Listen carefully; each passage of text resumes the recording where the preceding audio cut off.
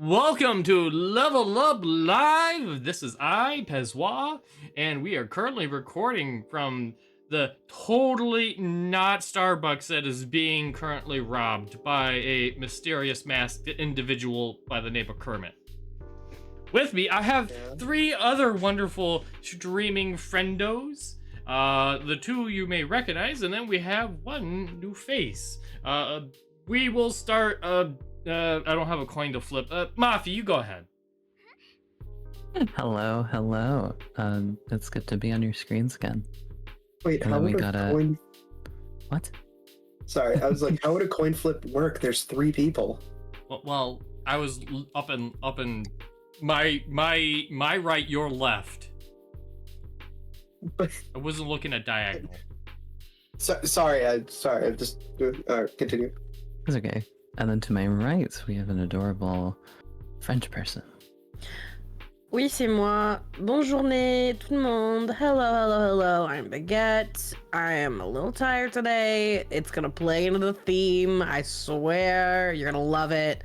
Mwah, chef's kiss.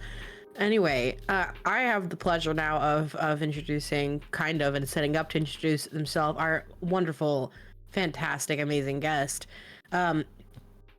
Hello, person below me. Hello, how are you? And tell people who you are, what you do, where they find you, all the things. Do your elevator pitch and go. It's okay. Okay, my name is OMG Plays a Game, and I like to play games. You can find me at the farmer's market in New York searching for peaches on Sundays. Yeah? And, I'm a pun maker and a Twitch streamer. Is that it? Is that good? And you like Sonic. And put that on main.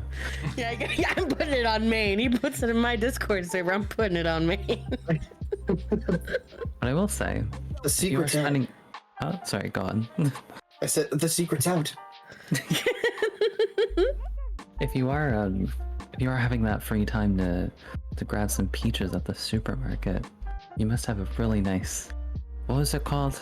Work-life balance? What is it called? What is it called again? I think I would call it I should have had the tab open for it. I would personally call it balancing work life with streaming. Yeah. Yeah. Wow, how convenient that would come up. Would you guys like to discuss? Topic. That's our topic for today. Indeed. Good. I'm glad you all know her. I don't know her. She sounds nice though. I think we should probably jump into, scheduling stream times around work-life commitments. Because, I feel like sometimes that could be very, very relevant. One of the best tools is an alarm clock. Bag, you wanna explain that? I'm looking this For way, those but of I should be you looking. who weren't obviously not present, so okay, everybody listening, I was basically an hour late for our podcast recording this morning. I'm gonna explain some of the fun little nuggets as to why, and then we'll play do as I say, not as I do for the rest of this pod. So step number one, set alarms. Put things in your calendar.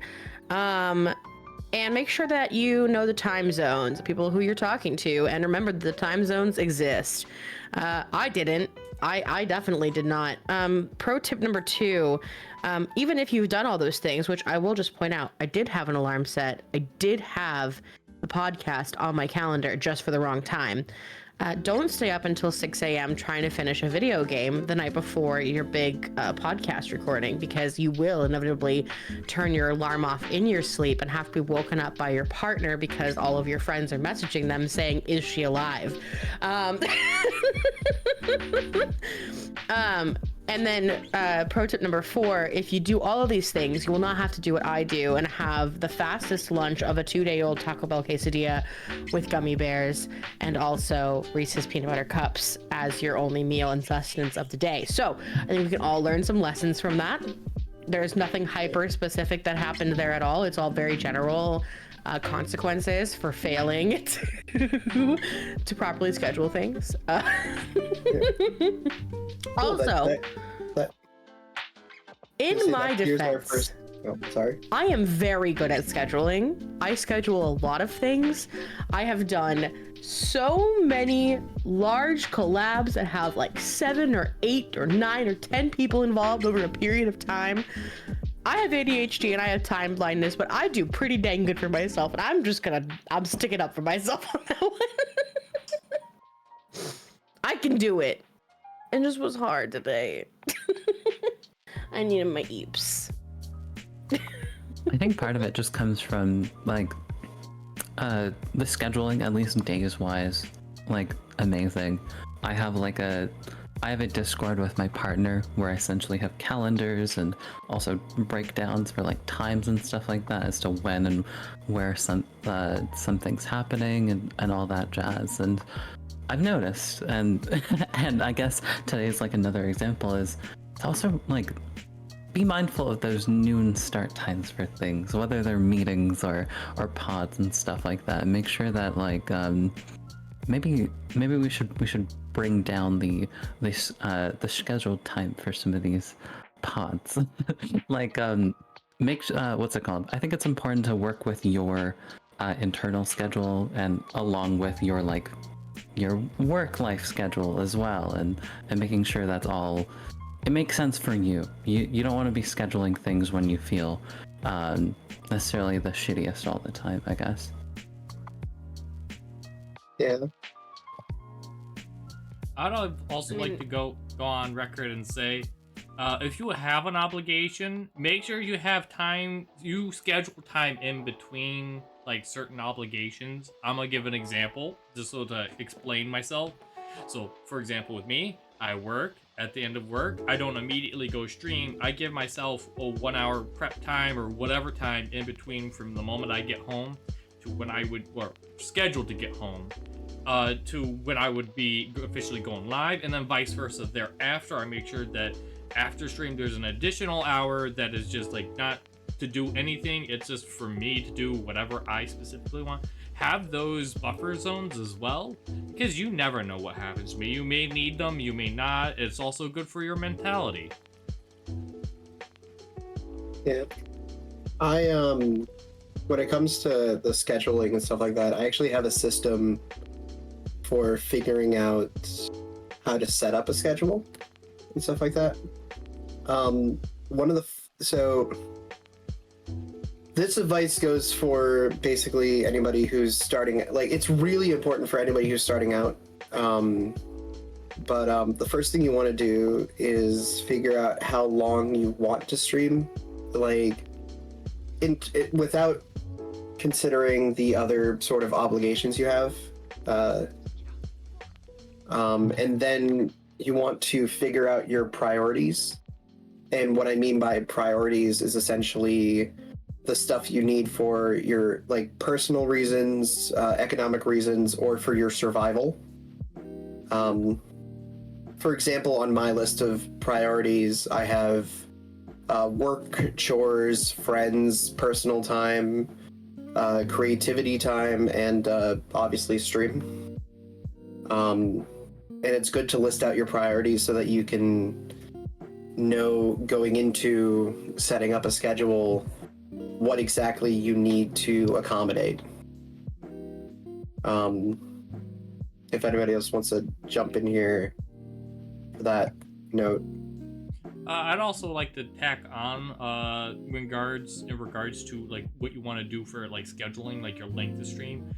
Go a little bit more into understanding like what your kind of stream you're planning on. So for example, if it's a high energy stream, be prepared, like maybe an 8-hour stream may not be realistic, at least specifically if you're just getting into it, because that's a lot of energy, both mentally and physically, that's gonna be put into that kind of a stream. So if you're doing a high energy stream, maybe you want to do a shorter stream.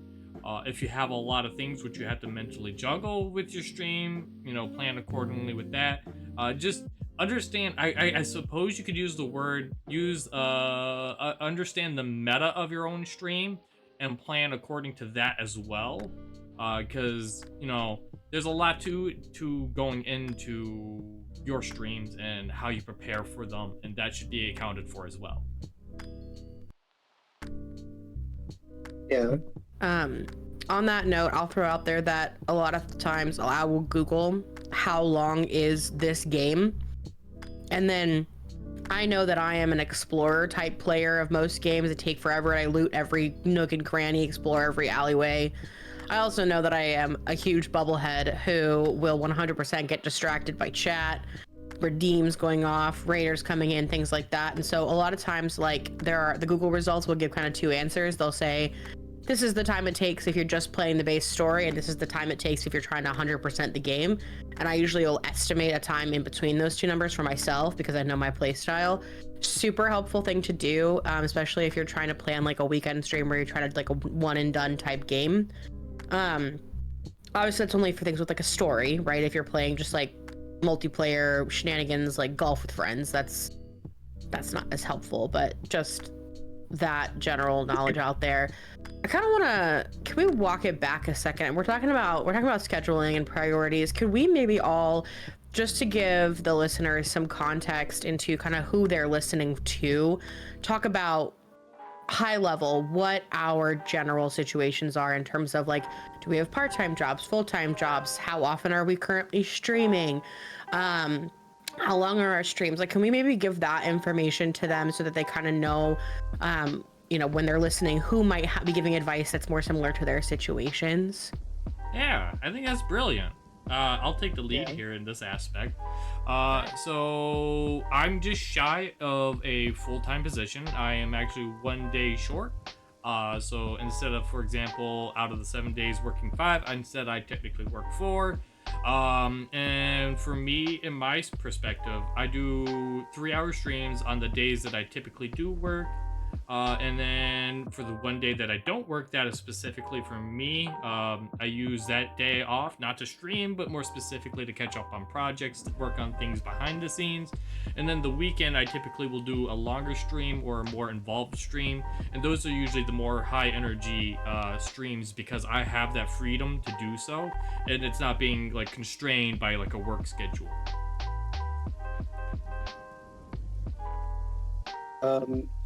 So I'll hop in and say that I sort of have two perspectives on this. When I started streaming, actually when I started streaming, it was a little bit after I started streaming. I had a part-time job as a teacher and job searching, which works like a job sometimes, but I had a lot more free time to do a lot more streaming stuff, and then eventually I got a regular like 9 to 5 job, 5 days a week sort of thing. So that is, I can speak from both perspectives on that one for how you want to set up your stream schedule. Yeah. Also for high-end streams and stuff like that. I think I've done a couple. I see so. Hot Tub says hi. Hey. Listen. All right. So I'm a corporate girly, boss lady by day, baguette lady by night. So I work a 9 to 5. It's a salaried position, so that means that normally I'm kind of working the normal 9 to 5 hours. Fun fact: 9 to 5 doesn't exist.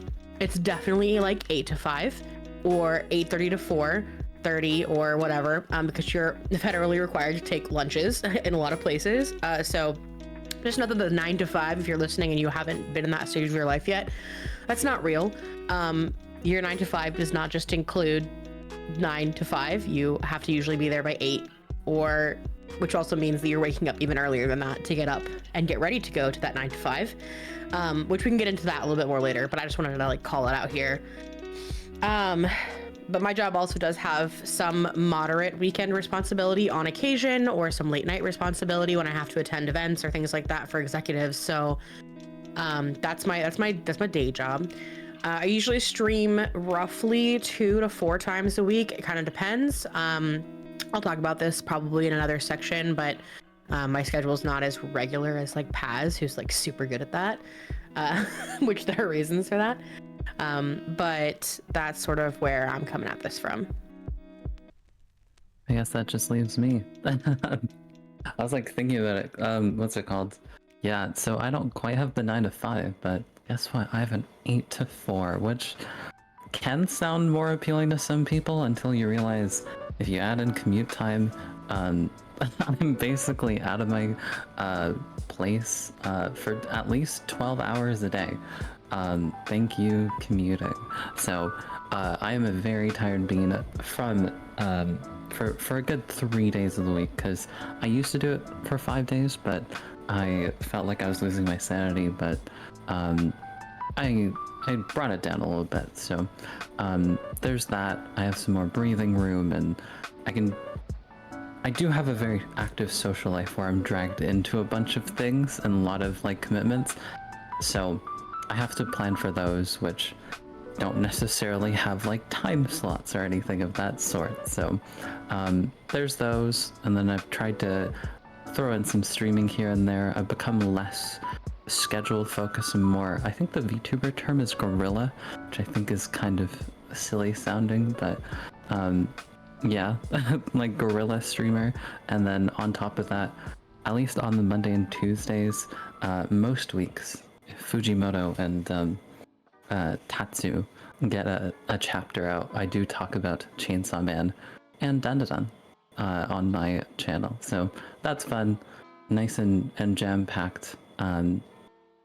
But yeah, that's the week of me.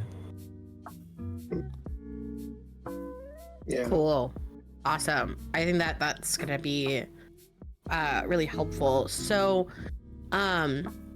we've all kind of talked a little bit about our lives and our schedules. So how long, like, how did you guys decide how many days a week you wanted to stream, or like how do you set limits like that? Because I feel like, especially a lot of people are just starting out, there's so much temptation, because, you know, every piece of advice you see is like stream often, stream consistently. Like, that's how you get in the algorithm. That's how you get discovery. Like, the more content you're putting out, the better. But then on the flip side, you do see there is some people who are like, well, take it slow. Like, don't burn yourself out. And so how have you all found the balance of that? Have you found the balance of that? Are you still working on it? Like, that I think is like a good next question. If I could hop in and answer that, I was going on before about finding priorities, and okay, so when I was first deciding like how often do I want to stream and stuff like that, I modeled my schedule based on my priorities and my future goals. When, like I said, when I started, I was more like part-time, but I always knew that I wanted to work full-time. So when I was setting up a stream schedule, I knew that I wanted to schedule more later in the day, and schedule in a way that if any sort of like new job or anything like that comes up, it actually will not interfere with said schedule.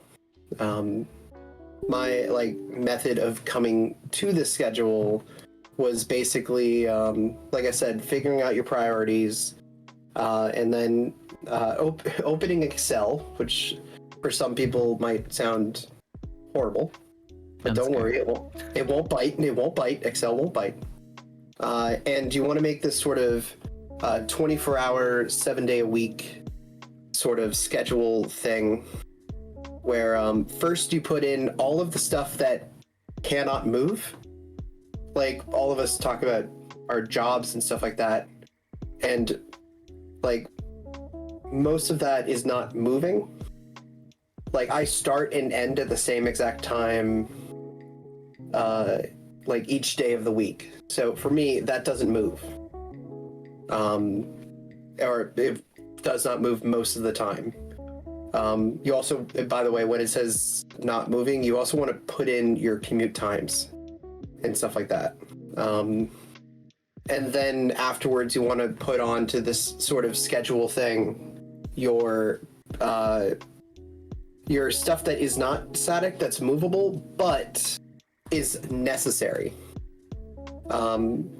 For example, for me, like chores and stuff like that, going off my list from before, grocery shopping, taking the dog out. These are not static things, but they do need to get done. And then once you have those things set up, you can actually look at your entire week and figure out exactly where you want to put the schedule thing. Like where you want to schedule your streams and have a bird's eye view of everything that you need. And once you get that done, you have to step back and reanalyze it and say, does this schedule accommodate the rest of my priorities? The ones that are not time-based or necessary, like personal time, creativity time. I mean, they're important and like necessary for some things, but I hope you guys know what I mean by that. And if it fulfills that condition, then it's a good schedule. If it doesn't, then you want to probably reanalyze how long you want to stream for, or where your placement of your streams are. Yeah, I think I actually really like kind of your categorizations that you kind of went over earlier of like what is personal, economic, survival, things like that. I think that can be a really good way of thinking about things. I know here it's easy to say like don't overburden yourself, like don't overschedule yourself, don't take on too many responsibilities, but at some point in your life it's just going to happen where too many things are happening at once and you're going to have to choose, and something's going to have to be left off the list. And I think thinking about things in terms of that is like so helpful because like if you have to cancel stream because stream is considered not, it's not for survival, but maybe for you it is. Maybe stream is for your survival. Maybe it is one of your economic things if you're trying to stream full time and you are relying on that income. Like being able to categorize those things in a way that makes sense to you, I think is a super good idea. I'll throw out there too, you don't have to use Excel. Excel is great, but if you have like a phone calendar or an Outlook calendar or something like that, you can do the same general premise, and you can actually color code it in Outlook, which I love color coding things in Outlook. Everything that's stream on my Outlook calendar is pink. Makes me feel very happy when I look at my Outlook calendar and I see that I have lots of pink on it at work. But yeah, so just throwing that out there as other tools for use on that. Or you could be like me and you just tape a piece of paper to the wall with the important dates on them. Oh my god, Paz, please. I'm not kidding. That's what I do. Are you too fancy for sticky notes? Why do you gotta use tape? Oh my Well, god. first, I just have a bunch of painter's tape lying around because of hobby reasons. And two, paper, I have a bunch of it. I can get it for free. It's not a big deal. What OMG was saying also harkens back to me too. I don't know if you guys heard the rocks and sand metaphor before at like your workplaces or anything. No. No. Okay. So if you get a big jar, let's say you have a really big jar and you have a bunch of sand and you have a bunch of large rocks and you have some pebbles and different things, so you need to get all of it in the jar. If you start by pouring the sand in the jar first and then stacking the rocks into the jar, your jar will not hold all of that stuff. The sand is going to take up a lot of space and you're not going to be able to fit in all of your rocks.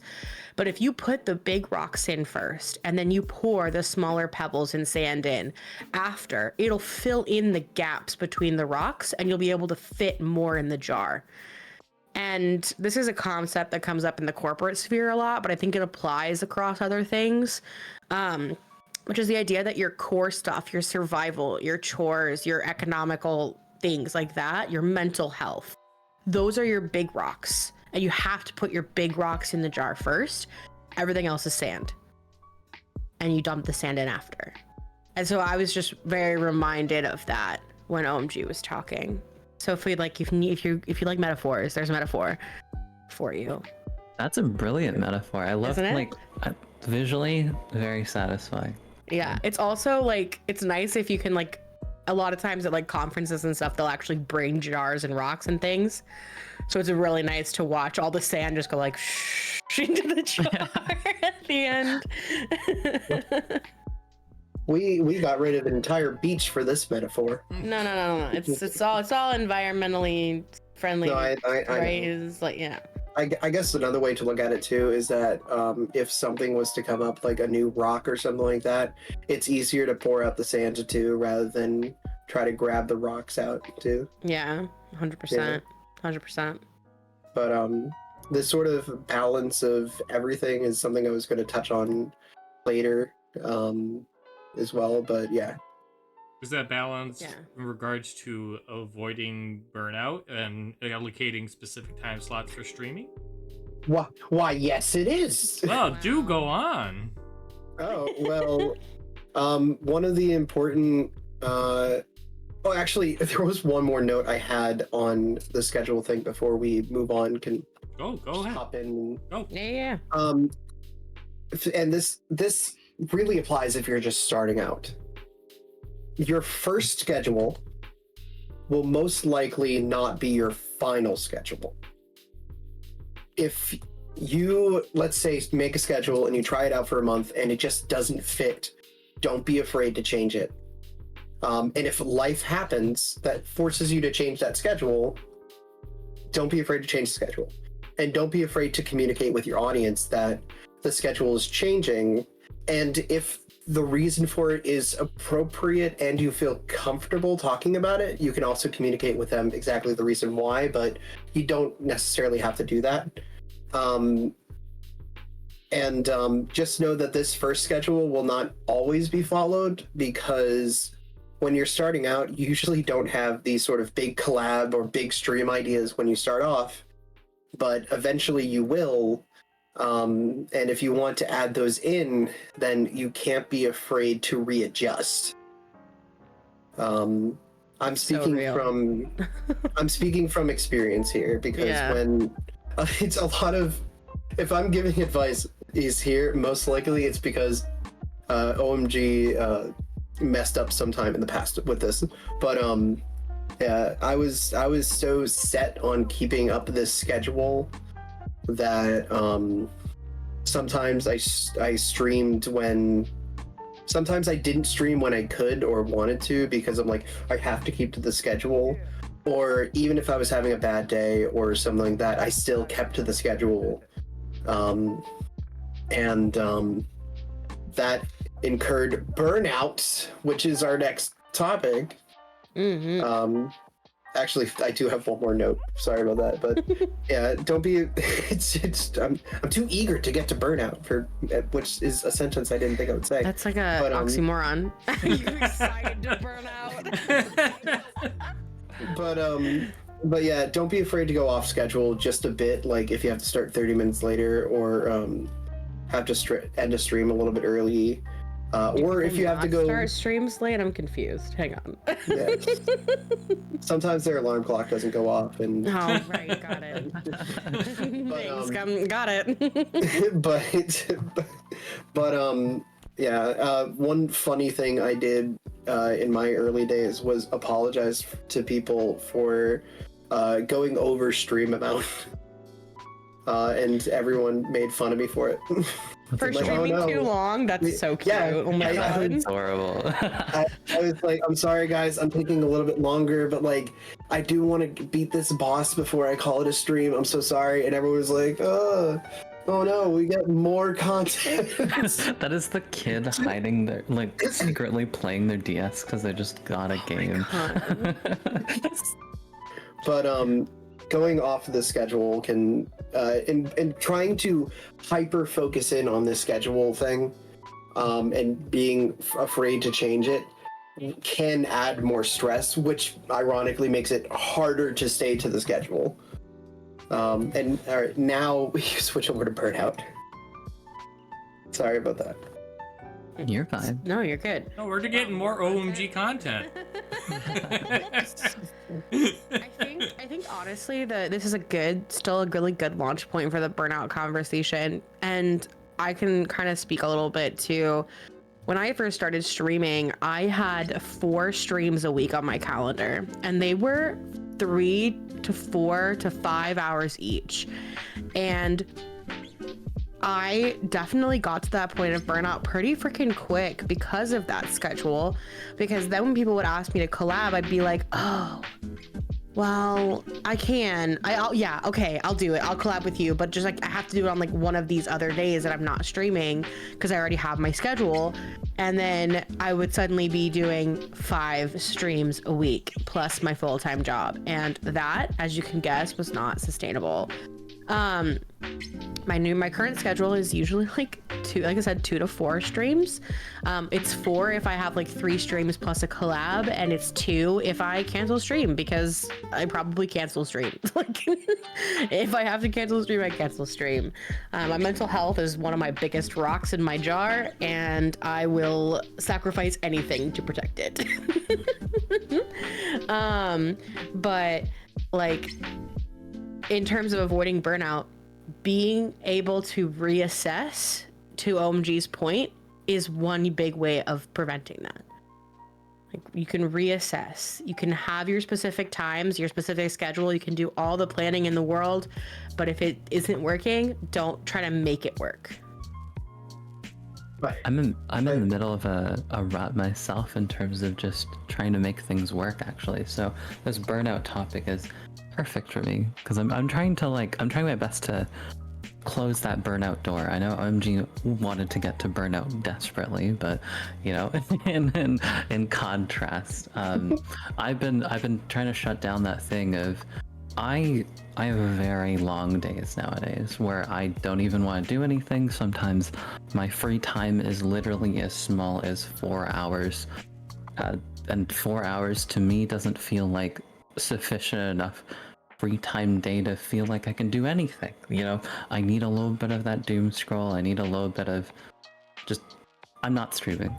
Like I might have like 3 hours to stream, but no, I don't have those. I don't have those spoons. I think Baguette likes to sometimes. Spoon theory is great. I love spoon theory. But yeah, I have 2 of them right here. Put them away. Put those spoons away. I've really been struggling with schedules lately, especially with stream schedules. Specifically, work schedules. I think the obligation kind of forces me on the right track. You know you're gonna get fired if you're not gonna, like if you're gonna be a no-show and all that sort of thing. But streaming, it's not my full-time job or anything of that sort. It's not necessarily paying the bills or anything. It's more of a fun hobby that I like to do very often. And I used to do it to the point where I nearly streamed I think 8 to 10 times a week. There are 7 days in a week. Okay. There were a few weeks where I would stream almost about 8 to 10, maybe 6 to 8 times a week. Can't do that anymore. Big girl has big job, and your life changes. Like even now, I'm anticipating my work schedule to change, which has also made me reevaluate if a strict stream schedule is even the right one for you. Before it was, when I was in my unemployment broke girly arc, but now I what's it called? I have an increasing priority to my work at the moment. I've got some other side things going on. The stream time is just not happening. Plus, I'm feeling really tired. Just what's it called? From residual job just tiredness. Sometimes there's just sleep that you need to catch up on, etc., etc. So right now the big conundrum is making sure that stream isn't providing me with that burnout. Because you add, like, we might make it easy. Paz makes it incredibly easy. God bless you, Paz. Well, having incredibly easy. yeah, like working and then going, yeah, I have another schedule on top of that to upkeep. That's not for me at the moment. I will guerrilla, whatever that term is. I don't even know if I'm saying that right, but don't force yourself to make stream schedules. Like I'm almost like trying to fight the urge of making a stream schedule. Maybe making a like predictable time is a nice way to go about it. Some people like to set it to, you can catch me on Mondays at 8 p.m. and Sundays at 8 p.m. or whatever those days you've designated. So that might be a more appropriate approach. But yeah, don't overwhelm yourself with those responsibilities. Those very important rocks are definitely filling up the jar for me. Yeah. Go ahead. No, you go first. Well, I was gonna say, another thing is worth considering in regards to if you're looking specifically into terms of content creation as a whole and not looking at specifically streaming, it's worth evaluating maybe if you want to go down the YouTube route of things as well. Because you don't have to have necessarily a strict schedule. You can record on any day that you feel you have the free time to do so, and then set it to upload at a scheduled time that is relevant to you. So there are all other options available in regards to content creation as a whole. And I've been doing that exactly, especially with the Chainsaw Man and Dun videos I'm able to turn out on the week. It's very fun. So there, yeah, absolutely. Make the what's great about the YouTube creation, like you said, no schedule. Very appealing. Let's all become YouTubers. Well, I already am, technically. But Already I'll chime in here and say, like, I put out a schedule every Sunday, Monday, sometimes Tuesday. Okay, listen, it happens. I have a schedule. The only reason I do that is to give myself options of things to pick from.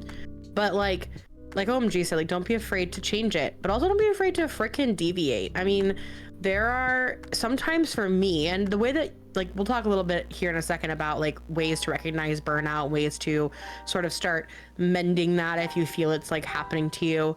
But one thing that like actually helped me when I was feeling that way was just kind of streaming, like, yes, having the schedule, but then if I felt like streaming, I'm going live. If I wake up on Saturday morning and I'm just really excited to go live and I just want to go play a cozy game with chat, like, I'm going to do that because that's going to help reignite my joy. If I get home from work one day and it was just a crappy day and I don't feel like going live, I'm going to ping my Discord. I'm going to let them know, like, hey guys, this stream's canceled. I'm going to do the next one, or I'm going to play this game next week, or we'll try it later on, or maybe I don't reschedule it. And like, just kind of getting really comfortable with that. And that's worked for me to help prevent my burnout, is just knowing like that I'm in control of my schedule and I can change it however I want. And if I want to spend the evening editing my next music video for YouTube instead of going live, I'm gonna do that. You know, like, that's what I feel like doing. I'm gonna do it because ultimately that helps me not burn out and makes me a better content creator. So there's two things I want to say for this. One is that you have to remember that your stream does not happen in a vacuum. That, like, you guys were touching it on, a lot of the stress for streams comes from sometimes from outside sources, and you have to recognize that, like, that stress does affect your streams and does affect the way you act on a stream, and like how much fun you can have on a stream and stuff like that. And recognizing that this part is providing like, it's a gift of stress. Well, thank you. That's what I wanted. I mean, I was excited to come to Burnout, so it's no surprise that I am like stress. Oh boy! But like, you have to recognize that like I'm having too much. I'm experiencing too much stress from work, so I should probably back away from a stream, for like today and. Just take it easy. Yeah.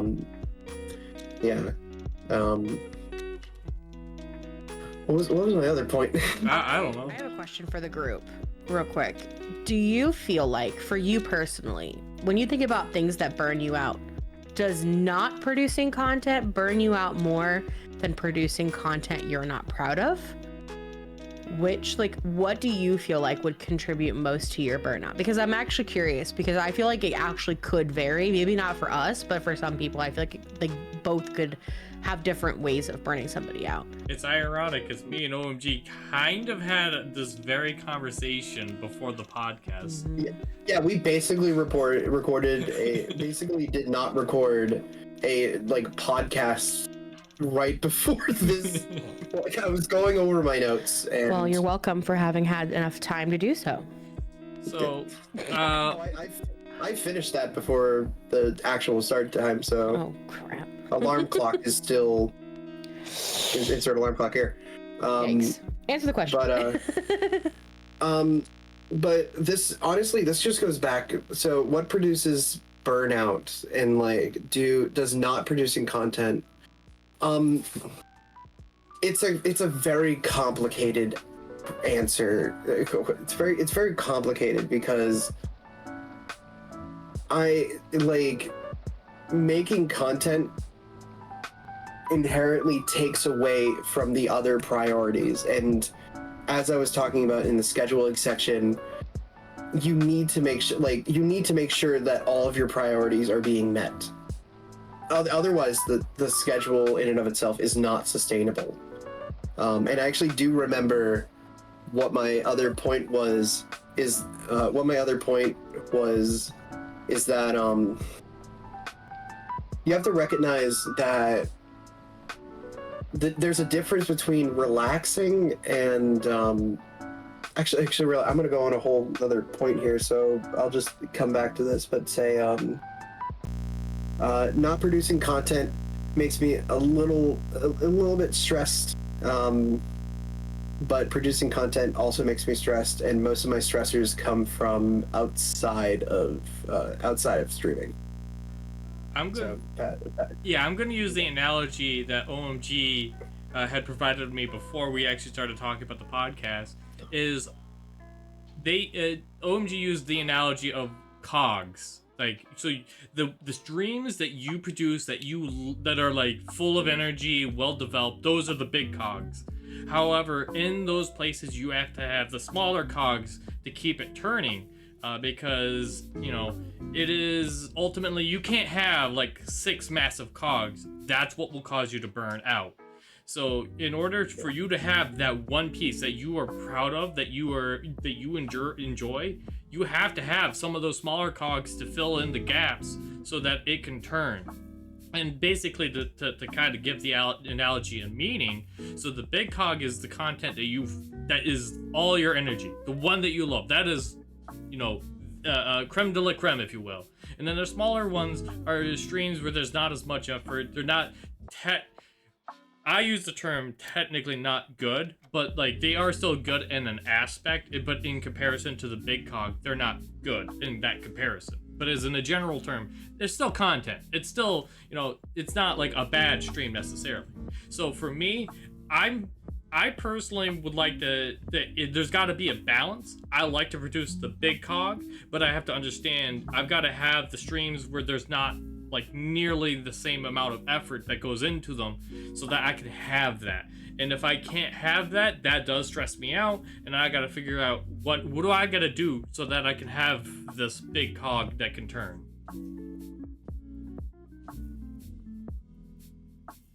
Oh yeah, me. What's it called? I'll take the stage. I think, can I Can I get the question repeated? Yeah. All right. I mean, the ultimate question I had asked was, is it more contributing to your burnout if you don't make content at all, or if you make content you're not proud of? I think it's content I'm not proud of, because I feel like for me, and I mentioned it in a previous pod, and I think OMG's just said it in like a different like font or like different like words, amalgamation of words. I need mojo. Like I need to like build that up. Sometimes I'm like, you know, hyping myself up with like nice music beforehand and that kind of thing. And sometimes I don't even feel like I have the right set of circumstances in my life at that moment in time to produce that. Sometimes I'll get to that streaming time on my schedules in the past and go, yeah, I'm not feeling it. I have energy, but I don't have stream energy. And I think what it ended up making me make the decision of is, hey, I'm just not, I don't quite feel right. I feel like I don't quite have the right energy for this. So let me put that energy into something else. Let me try different things, whether they succeed or fail. And that's become the birth of my modern YouTube approach, where I just kind of like to talk about things in 5 to maybe like 20-minute videos, and there we go. Almost old style. I'm just talking to you, YouTube. No editing, no nothing that adds on to my daily responsibilities too much, while keeping consistent with it. So I feel very happy about it. The YouTube channel is full of stuff that I don't feel forced to really talk about at any point. It's all raw. Sometimes I start the video just not even talking about the topic, so you get full uncut me, I guess. Yeah. So I love doing stuff that I'm proud of. I love doing stuff that really shows that I'm enthusiastic and have that mojo for it. And with streaming at the moment, I've dialed that down because I just don't have it as often, and I think that's okay. If I am. Oh, go ahead. if I could cut in with one thing, you said like content that you're not proud of. I don't think that's a good way of looking at it. I would say more so just content you just have low effort in. Because for me personally, I try not to put out content I'm not proud of, but I will put out content that doesn't really require that much effort in my thing. And if it works well, then great. If it doesn't, then I'm not too bummed about it because it's not a lot of effort. Yeah, let me clarify. When I say content you're not proud of, I'm talking about like you go on stream and you get done with that stream and you just start thinking to yourself like, I was not on my A game today. I did not do as good as what I thought I wanted to do, even if it didn't take a lot of effort, right? Like definitely I've had streams like that where I was like, well, I don't feel like doing this, so I'm gonna do this instead. And then I get off the stream and I'm just like, man, I was not myself. Like I was grumpy, I was tired, I was way too low energy beyond what I wanted to even do. Like, I don't know, that wasn't a good stream. Not because it didn't have good numbers or because chat wasn't there or anything like that, but because I felt displeased with the way that I did. And a lot of times those streams have happened, for me at least, after a moment of before stream where I'm like hemming and hawing, right? And I'm like, ugh, do I feel like streaming today or not? And then I stream anyway and I'm like, that didn't work out. But sometimes I do have situations where I stream anyway and it works out great. So like it just kind of depends. Yeah. I got my data points that I wanted out of this though, which is that it sounds like there's a couple of different things, like where when it comes to burnout, there's lots of different things, right? So we would talk about burnout, people think about like overcommitting yourself, overdoing it, things like that. And so your choices when you are trying to prevent that overcommitment are either to not make the content or to make content that you're not proud of, or make different content or things like that, right? Like, there's like a finite number of choices of things to do when you're feeling like that. And each person has their own unique perspective on what's going to cause more burnout for them. So for some people, the not making content is going to stress them out because they're anxious, because they were like, well, crap, I had that on my list of things to do and I didn't do it. And oh my gosh, are people going to be mad at me? And oh my gosh, well, now that throws off this project that I was working on, or that project that I was working on, and I have to completely reassess. And like, they get all in their head, right? And that burns them out. For some people, it's, oh, well, I put out really bad content and now I feel bad about that because now maybe people are going to not be as excited about my content, or I'm not as excited about my content. And that makes me feel bad. Or, for some people, it's, just like, there's like a variety of different ways that your choices can affect you. And it's all person dependent. And that was what I was kind of hoping would happen with that question, because I think it's important. We've talked a lot about burnout and like kind of how to avoid it and the importance of avoiding it. But have we really defined what that even means? Like, how do you know when you're burning out? And then how do you monitor that? Because I think every burnout avoidance strategy is going to come down to the individual, right? Because different things are going to stress out different people in different ways. And there's no one size fits all. So I wanted to kind of bridge into that topic of, what is burnout? What does that mean? How do you identify it? How do you know when you're burning out? I think I can answer this one really well, because there's been 2 times. So there's a so burnout for me is when I get so caught up in everything, like I'm worried about a whole bunch of stuff, I'm stressing out, and it becomes almost impossible. It feels like it's almost impossible for me to deal with all the different types of priorities, because either something happened, or I'm putting too much time and effort into one thing, or even if something just didn't go exactly the way I wanted it to. Something I put a lot of effort into just didn't do very well, and stuff like that. And I get so caught up in thinking about that, and thinking about like, oh, I need to do this, I need to do this, I need to do this, and getting so stressed that is my indication of, well, I'm starting to burn out. Because if you just let that keep going, it's just going to build and build and build. And Paz, we talked about this before the podcast, but I've had like I said before, I've had 2 times of major burnout. One of them where I needed to take a week off because things got a little too real for me, and then there was one where I ignored the signs, and eventually I realized, as I was talking to someone, that I had well gone past the point where I should have taken a break, and that resulted in basically like a 6-month break from everything while I readjust everything. And yeah.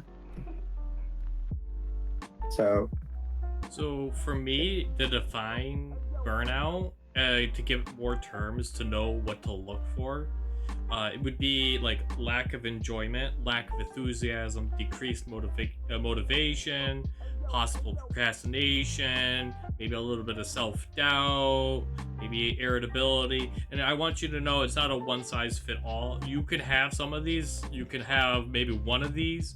It's something that you should monitor with yourself, and be real with yourself. Maybe it could be just like, it's just a thing that's going on in real life that will be bound to pass soon, or it could be actual burnout. It's not a one size fit all. And one thing I do want to tack on is, don't look to other creators as like, oh, well, I see they're doing like 7 streams a day and they're doing like 8-hour streams. Like, just because they're doing it doesn't mean necessarily that you can as well, because everybody has their own limits and everything. That's essentially what happened to me early on too. Just And just looking at what other people. That's why I mentioned that streams don't happen in a vacuum. And one other thing I would like to also point out is like it could be as to get the terms a micro scale as well, where like realize maybe sometimes it's not like so much a burnout with the streaming or content creation. For example, with me, I've had burnout while playing games that I was streaming, and I came to a realization is like, you know what? This isn't really for me. I'm gonna swap games, and I want you to know that worked out phenomenally for me. The lack of enthusiasm went right away, and I was right back at it.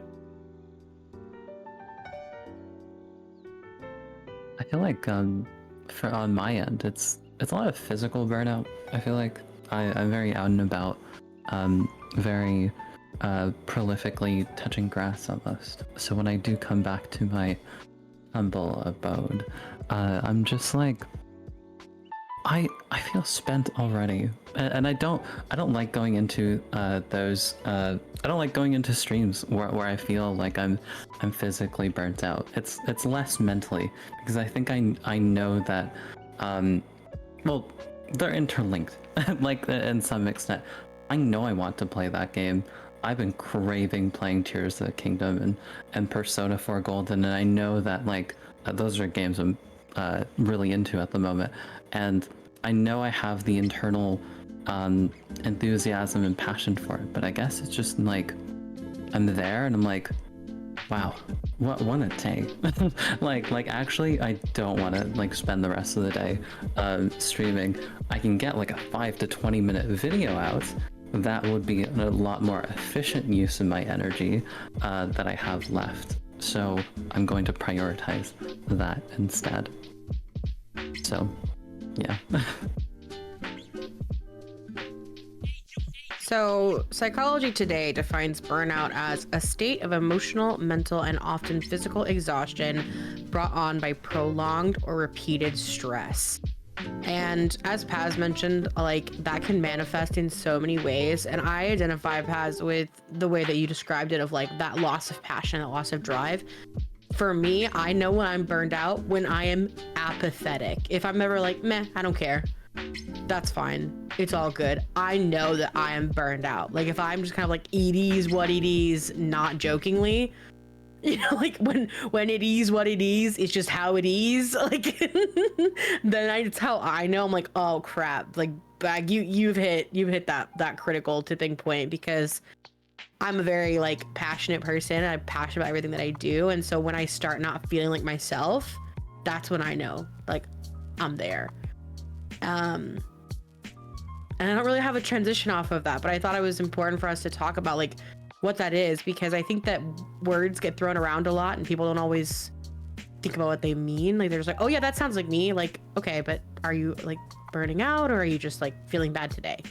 And there's a difference, and it's important to know what that is for you. I want to add on.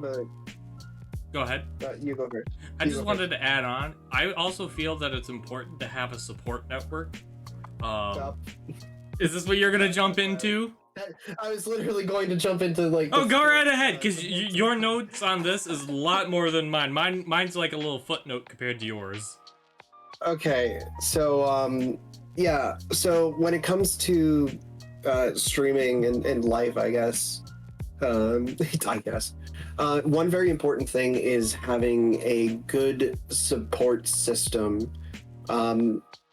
I touched like, so streaming can be a very taxing thing, especially if you just do not have a good support system, because when it comes to streaming, there are going to be good times and bad times. And streaming and having a good support system not only helps with dealing with the stresses that come from streaming, and it can help deal with the stresses that would otherwise be brought into your streams. Having people to talk through things with, having people to talk about things with, or even just like joking around and stuff like that, can be good for dealing with that stress and help avoid burnout. And if you don't have a good support system, like for streaming or for life and stuff like that, your answer for like the spontaneous stream really changes. If streaming does not help you relax, then don't stream. Don't stream extra, or maybe reduce the streams that you do have from like, let's say for like 3 hours to 2. That way it's more manageable. And to touch on something for me personally, the fun and relaxing are not the same thing. Bag, I hope you don't mind me pulling from one of our collabs for an example. Do it. All right. So, so one of the stream collabs that me and Bag did was the Celeste race. And that was a really fun stream. Everyone had a good time. I had a good time. Bag, I think had a good time. I look back. I regret not having that VOD because I thought that was such a fun stream. But I think I know where you're going with this. But it was not relaxing. No, it was not for anyone. Like it was 12 hours. like throwing a million snowballs and all this kind of stuff. I had a lot of stuff set up for that stream, but like even from a stream like that where I had tons of fun, I needed to have a good. I needed to step away and have some ways of de-stressing. Like I think following that, I hung out with some people on Discord, playing something that wasn't going connected to the stream, wasn't a game I was going to stream or anything like that. Just something that takes me out of that element and I can just nerd out about. And by the way, just I know the stereotype here. It wasn't Sonic. It wasn't Sonic related. It was something else completely different. It was Knuckles related. Yes, it was. Yeah, it was Knuckles Chaotix. But anyways, but yeah, like just because you're having fun with a stream does not mean that it's not stressful. And 100%. you need to be able to understand that like sometimes a stream can be fun, but it's not relaxing. And if you continue doing it, you are going to still burn out. Even if you're having fun, you're still going to burn out.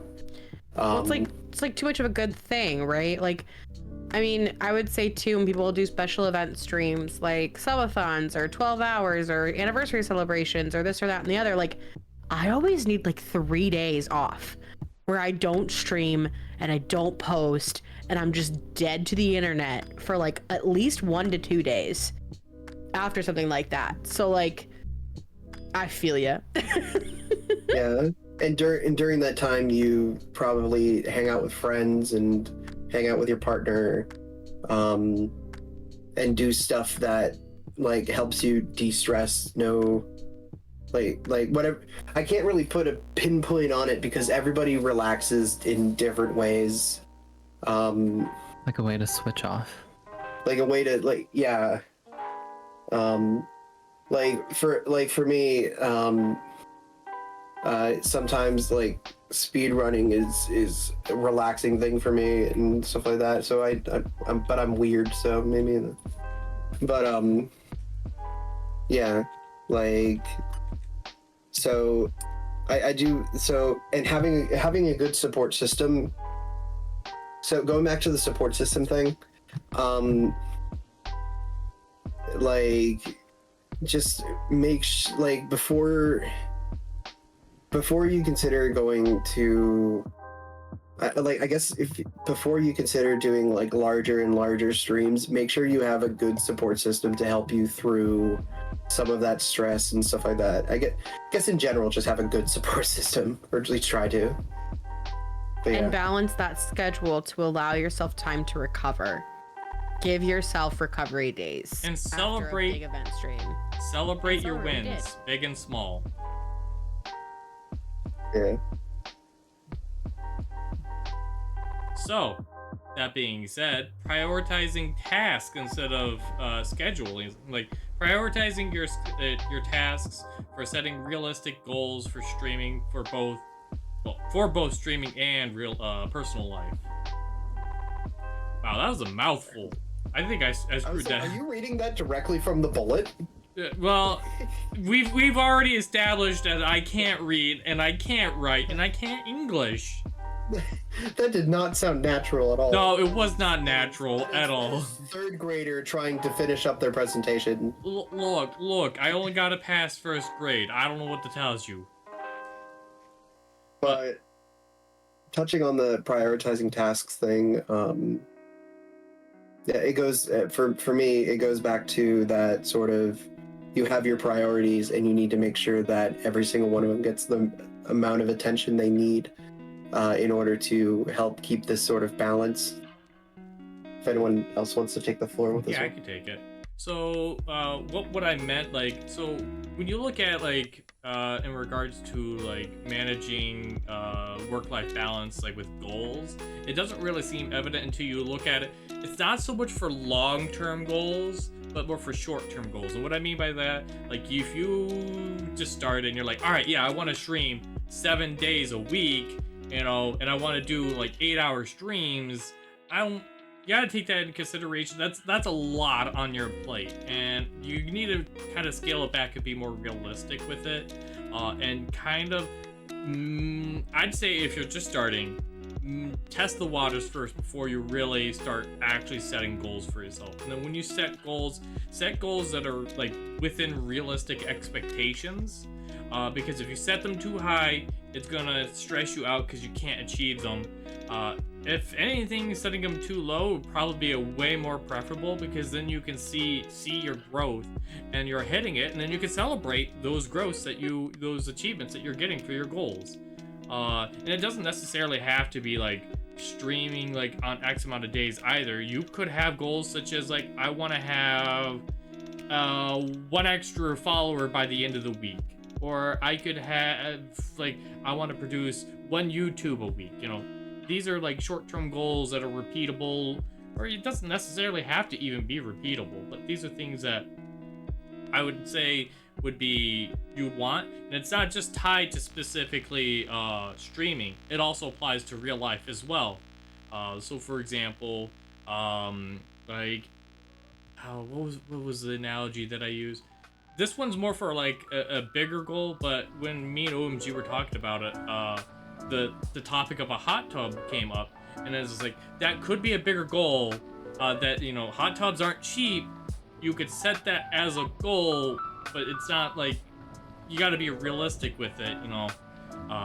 And I'd only really, if you're gonna use that for a stream, I'd realistically, in this case, using myself in that kind of position, if I wanted a hot tub, you know, for personal use, that I could make the excuse for that specific stream. But if you're not going to have it or want it for personal use, but it's a really cool idea, maybe it's not really worth trying to achieve that kind of goal and reevaluating what is more realistic for you to go for.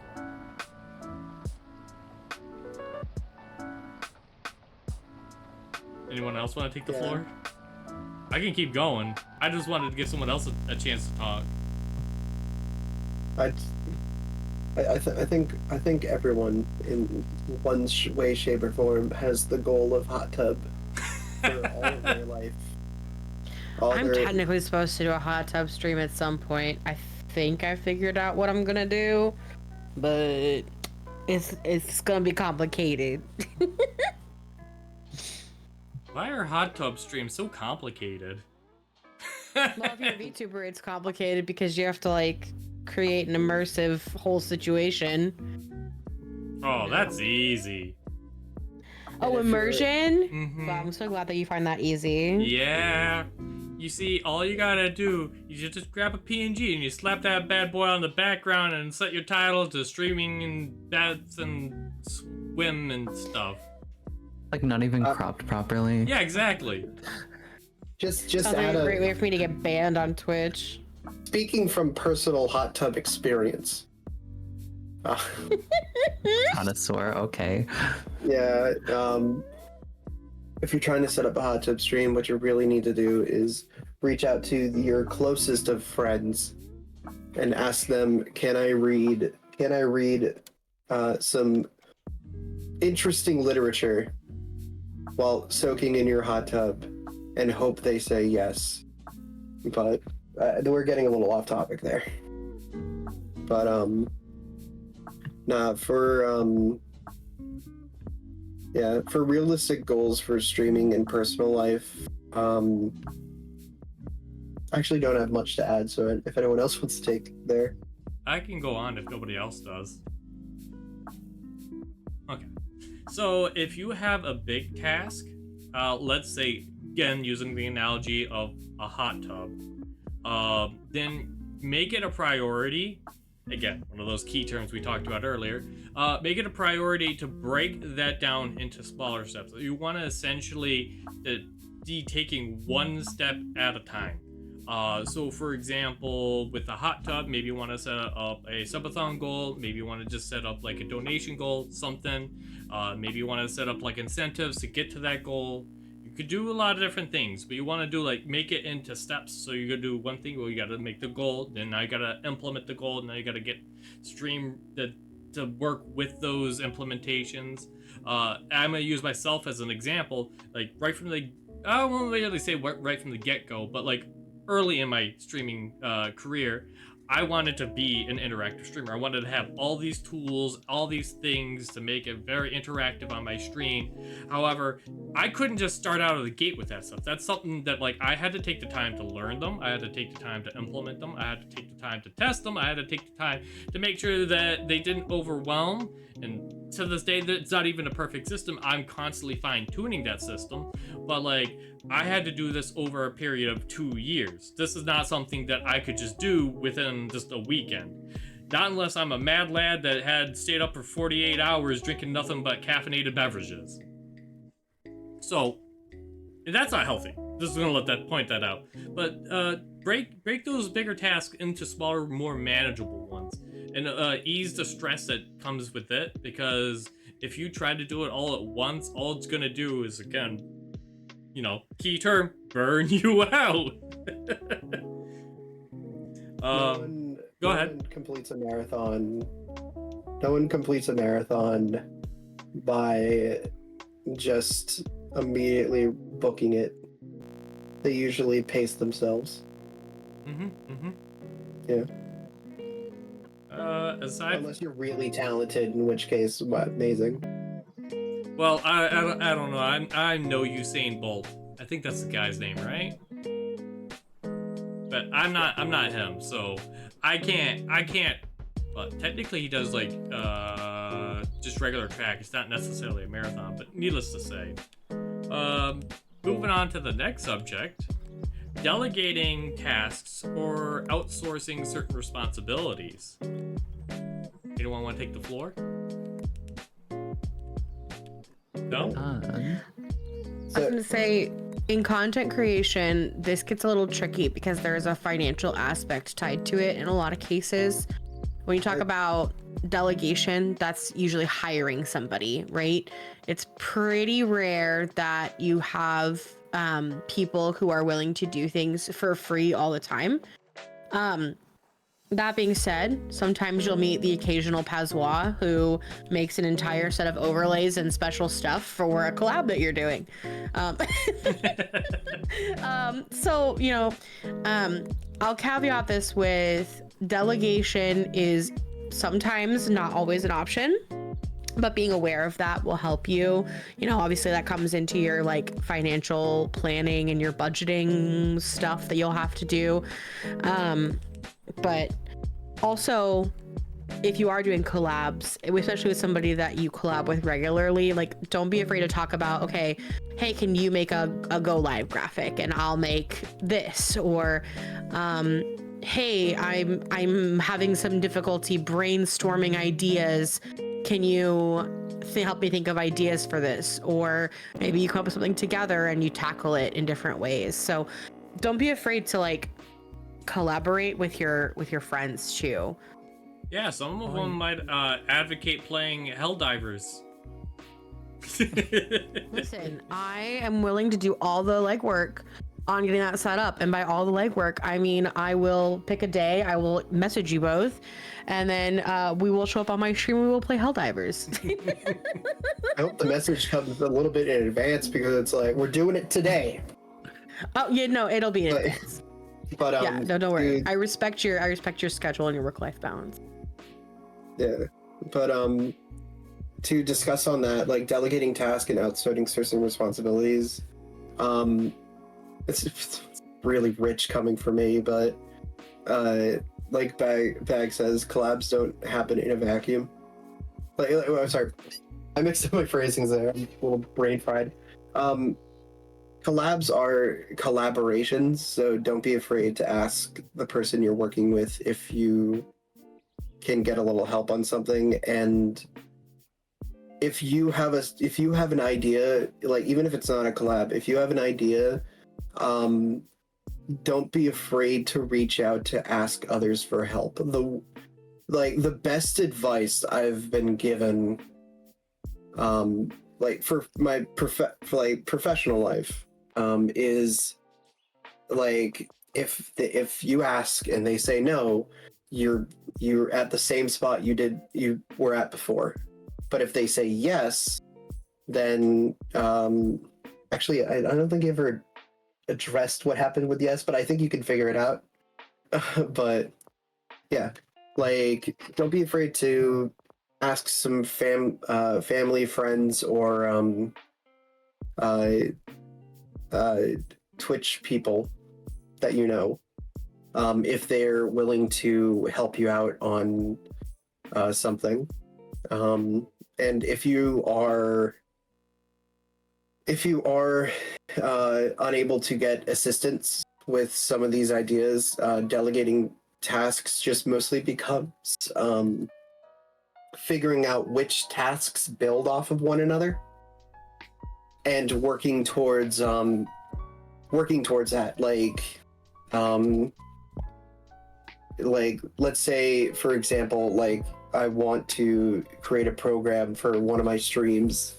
The bottom level for me would be for like programming things, and then the next layer for me would be like creating art and stuff like that for it, and sort of build it up until the project is completed.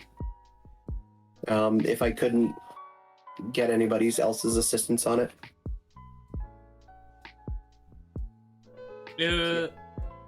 If you have the ability to budget for it, which we'll get into budgeting later, if you have the ability to budget for it, there are online websites where you could go to potentially hire someone to help delegate some of this work offload to.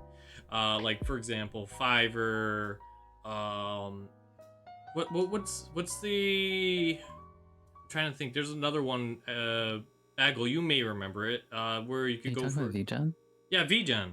Yeah, there's VGen. VGen, Coffee. Yep, Coffee. Sometimes has things on it. Yeah, you can. You can find people on Twitter. But just be careful. Please see our episode about cybersecurity. Yes. You can also go, like, for example, if you see art assets on Booth, like, nothing's stopping you from reaching out to that artist, like, hey, is there a potential that I could commission you to do X, Y, and Z for me?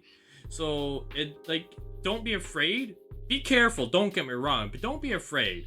And if you have the ability to budget for it, for example, for me, because it saves me a lot of time, I outsource making, like, I've made a few of my own shorts, but it saves me a lot of time to outsource making my YouTube shorts to one of my streaming friends, Xavi, and we do that all through Fiverr. You know, I send them the money, they go ahead and make the shorts, and then after they're done, they send it back to me for the review. And if it's good, you know, it all gets confirmed on Fiverr, so like the money's secure, the product is secure, you know, the service is done, all this stuff. So it saves me so much time, and it's a big relief of stress knowing that, like, that's not something I have to focus or work on. Because honestly, like I've said before, I get 1 day to work on things that are behind the scenes that are not streaming related, and making a short is easily like a 5 to 6 hour project by itself. And then there's still other things that I need to get done in that 1 day as well. So, if you have the ability to budget for it, like that is an avenue that you should look into. Not saying you have to or anything. If you can do it yourself, and you are okay with it, I'd probably recommend doing that instead. It's also just a good experience to have to do, like for example, making a YouTube short. But you don't have to necessarily. It's more about figuring out if this is something that you ought to do, if it's to save you time and stress, you know. And then that also, I'm not so much like hiring people, but like delegating also is for like moderation as well. If you have like those reliable people in your chat, that you know they are upstanding people, they have good moral codes, you know, they don't really cause a lot of havoc in your streams, you know, maybe it might be worth reaching out to them and asking, hey, do you potentially want to moderate? It's okay if they say no. Like don't overstress if they say no, but like having the ability to delegate, like, you know, moderation can also help you, especially when you're like, you know, 20, let's say for example you had 20 people on your stream, maybe you just got a raid and now there's so many chat messages you can't keep track of everything, and then someone says that no or does the no, you know, having that moderator there to because while you're streaming it's like hard for you to scroll through chat and find that one person that said the no, you know. Having that person there to help you delegate or delegate that to is such a stress relief. And again, don't be afraid to reach out to people. That's a good point. Mods are goated. Mods are so helpful. Hey, can somebody refund those channel points? Or hey, someone grab that shout out for this person or whatever. Super helpful. Super good. I have a different angle to take on this. So before I jump in, OMG, you look like maybe want to chime in? I just want to put that there. For me personally, I appreciate all of my mods, every single one of them, as in there's only one of them. Incredible. Yeah. King Duty's goated. Yeah. King Duty shout out for real. Mod of the year. Bear shout out, Piff shout out your mods. He's the best and the worst mod I've had this year. Yeah. Holds all the titles. I want to talk about, it's not delegation in the direct sense, but pre-made assets. Pre-made assets are a form of delegation. If you do not have the time to learn how to animate your own overlay background, or you want to make something cute and simple and you just want to use Canva, that is totally fine. You do not have to make everything yourself. I think there is a lot of pressure where it's like, I either need to commission somebody something very expensive from them, or I need to do it all myself. Pre-made assets, using programs that have things built into them. I love Vinyan because it has a lot of built-in things that I don't have to learn how to use Unity to do. It's a form of delegation, and I talk about this a lot, but like, I really love making Vroid models, right? And I use a lot of booth assets, and then I just tweak them and I make them the way I want them to be, because that base saves me hours upon hours of work and lets me still have that creative outlet of getting a new outfit or having a creative take for a stream or a concept or a month of the year, whatever, without having to spend, you know, hours upon hours just designing something. Like, I can start with a base and just like puzzle piece it together, and that's faster for me. And if I had all the time in the world, would I learn to draw better and maybe make a lot more from scratch? Absolutely. But I don't. So I don't. So think about the things in your content creation journey that are like that. Whether that's video editing or whatever. If I could jump in here and just say that everybody has their strengths, and delegation is basically just recognizing in either my abilities would be better used in here rather than focusing on here and whatnot. Like for me personally, if it's something I need to program or some kind of video I need to put together, like I can do that no problem. It's not, that's one of my strengths. But if you ask me to like draw or do some sort of like you said, like overlay and stuff like that, actually I would recognize if I had to do the two things at the same time, I would obviously stick with my strength. So I didn't have that fully thought out before I said it, so sorry. But No, I you're hope you fine. get what I mean. And by it, yeah. Are we good to move on to the next subject, or anybody else got anything else they want to add? Solid delegating, yeah. Yeah. Yeah. Hello? Yeah. What? Oh, yeah. What? Okay.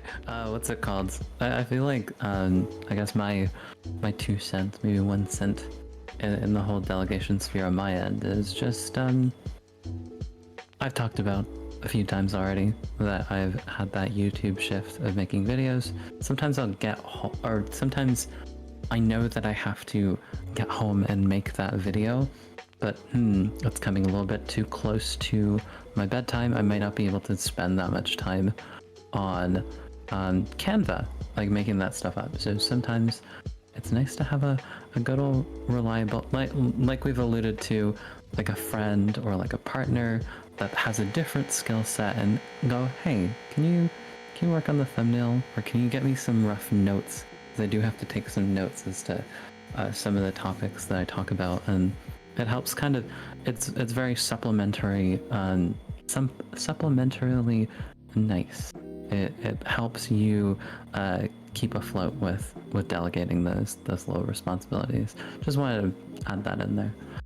That actually reminds me, I actually have an example of this for one of my streams. It was for Kingdom Hearts. I'm very knowledgeable when it comes to game mechanics and able to research how a game works and stuff like that. And usually if stuff remains in the video game space, I'm usually really good about getting information about that. I remember for like Kingdom Hearts stuff, I don't know anything about Disney, but luckily one of my friends was a huge Disney nerd, and she knows who she is. She's probably listening. That helped me do research on that.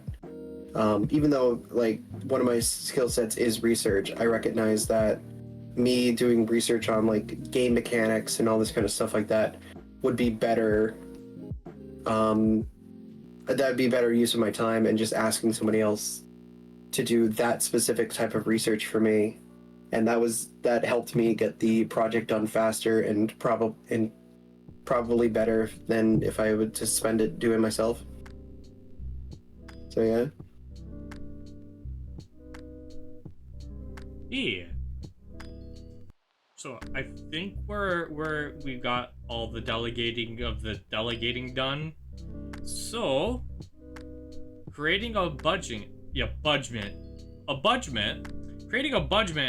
for streaming expenses such as equipment, subscriptions, etc., etc. So does anybody else want to start here? Go for it. Okay. Let me hope this pop-up doesn't delete my notes. Okay, good, it didn't. So when it comes to expenses and all this kind of stuff like that, I just want to put out there that I am not a banker, nor do I claim to be. The only banking experience I've had is exchanging Monopoly money for plastic cookies. But I do live in a society, so I do have some personal experiences when it comes to budgeting and whatnot. When it comes to funding your stream and some of the expenses that come with it, there's really two methods you can do with it. One, being called for me the personal method and the feedback method. The personal method is taking the money so you first look at the money you make and take out all the expenses that you occur just outside of streaming. Then you take the remaining, cut it in half because you do want to save money, and there is your budget for streaming expenses. And you can keep track of that, and once, like, let's say you want to buy like a hot tub, for example, you would figure out the price of that hot tub, and you would keep track of this, like, half. You can put it in its own bank account if you want to make it easier to visually see how much is there. And once you make enough, you can just buy it. The other one is the feedback method, where you only really spend the money you make. So if you've become an affiliate or you do sponsorships, or I don't know how Twitch people make money outside of those. I don't know, maybe selling stuff from their bakery, opening a tavern, and I don't have an example for Mafi. Okay. But using that money for streaming, and really only for streaming, like, and just sort of like a feedback loop. Both have their positives and negatives, but so they both have their positives and negatives. The personal method usually gives you a lot more money to work with, but you really need to be on top of how much money you spend on that. And it might impact your ability to actually save money in case of an emergency. The feedback method makes it easier to figure out, I have enough to cover this, but it also might just make it really tough to buy things because your profit margins, especially if you're starting out, might be really low. Yeah. I have another point, but does anybody else want to hop in? I'd say budgeting is kind of a weird conversation, I think, sometimes, because everybody's streaming for different reasons, right? Some people might be streaming primarily for their income, which is going to be a different budget situation. Some people are going to be streaming to supplement an income, which could be a different situation. For me, streaming is a hobby, so my budgeting is pretty easy. It's kind of money in, money out. I just keep track of how much money I get from my Twitch payouts, and that's roughly my budget. And if I don't have a good Twitch payout that month, then I might have to invest some personal capital, and like, that's just kind of how it works for me, because I put 100% of what I get back into stream for tax purposes, because I can then not have to pay taxes on it. We're not on that topic yet. We'll get there, but yeah, it can be really, really challenging. I think when it comes to budgeting, I think it kind of harkens back to the overall prioritization. Make sure you can pay for your groceries. Make sure you can pay rent. Make sure you have enough in the bank that you have a little bit of an emergency fund. You have your little oh shit fund, right? Make sure that your important expenses for survival are covered. Student loans, all those different things, right? Before you start investing a significant amount of money into your stream stuff. Yeah, if I could hop in here again and say, so for my example of like the personal method, like take how much is extra, cut it in half. If you really can't do that, then you don't really have money to balance when it comes to streaming, but but what you can do in that situation is just reassess your resources. There's a quote from when I was talking to Paz, and it was, "How do I use people?" That came from this direct situation, but like, just look at what you have available that will cost you $0. Like, for example, right here, I have, like, even a simple deck of cards can be turned into a good stream idea. like, let's say for example, you're doing you're trying to find a certain amount of collectibles, you can literally just pull a card out of the deck and be like, all right, cool, I have to find 3 resources, or I'm only allowed 3 hits, or something like that. If this sounds like very not well thought out, it really isn't. It's mostly an example. But you can flesh it out to make it much better, and even something as simple as like a t-shirt or a blindfold. Yeah, it's Sonic. A blindfold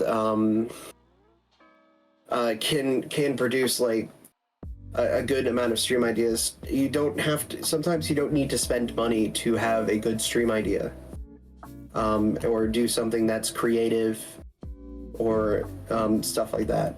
But, and then also looking into people, like sometimes doing just doing a collab with the things you have is really all you need. So yeah.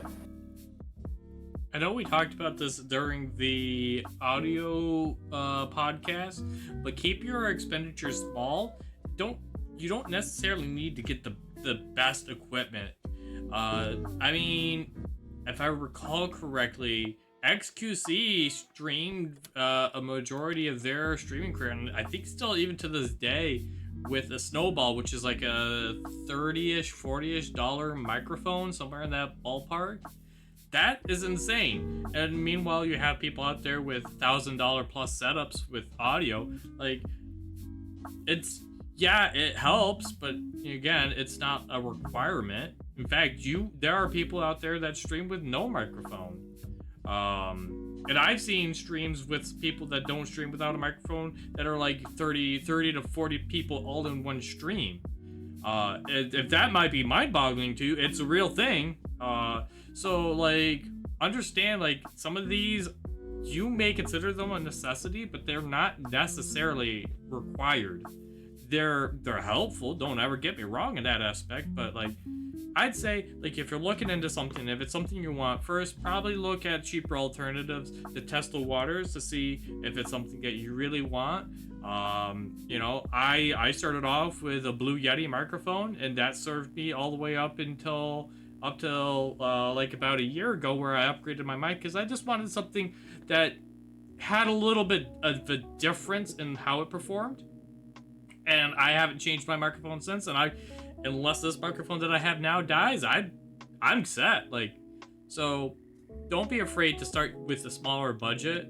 In fact, I thoroughly encourage it. And in fact, if you can get away with just like the cheaper stuff, do so, and work your way up. And you'll find that it will humble you way more than if you started off with like $1,000 setup, and then you're just looking at it like, well, I got a $1,000 setup, why am I not getting the viewers, you know?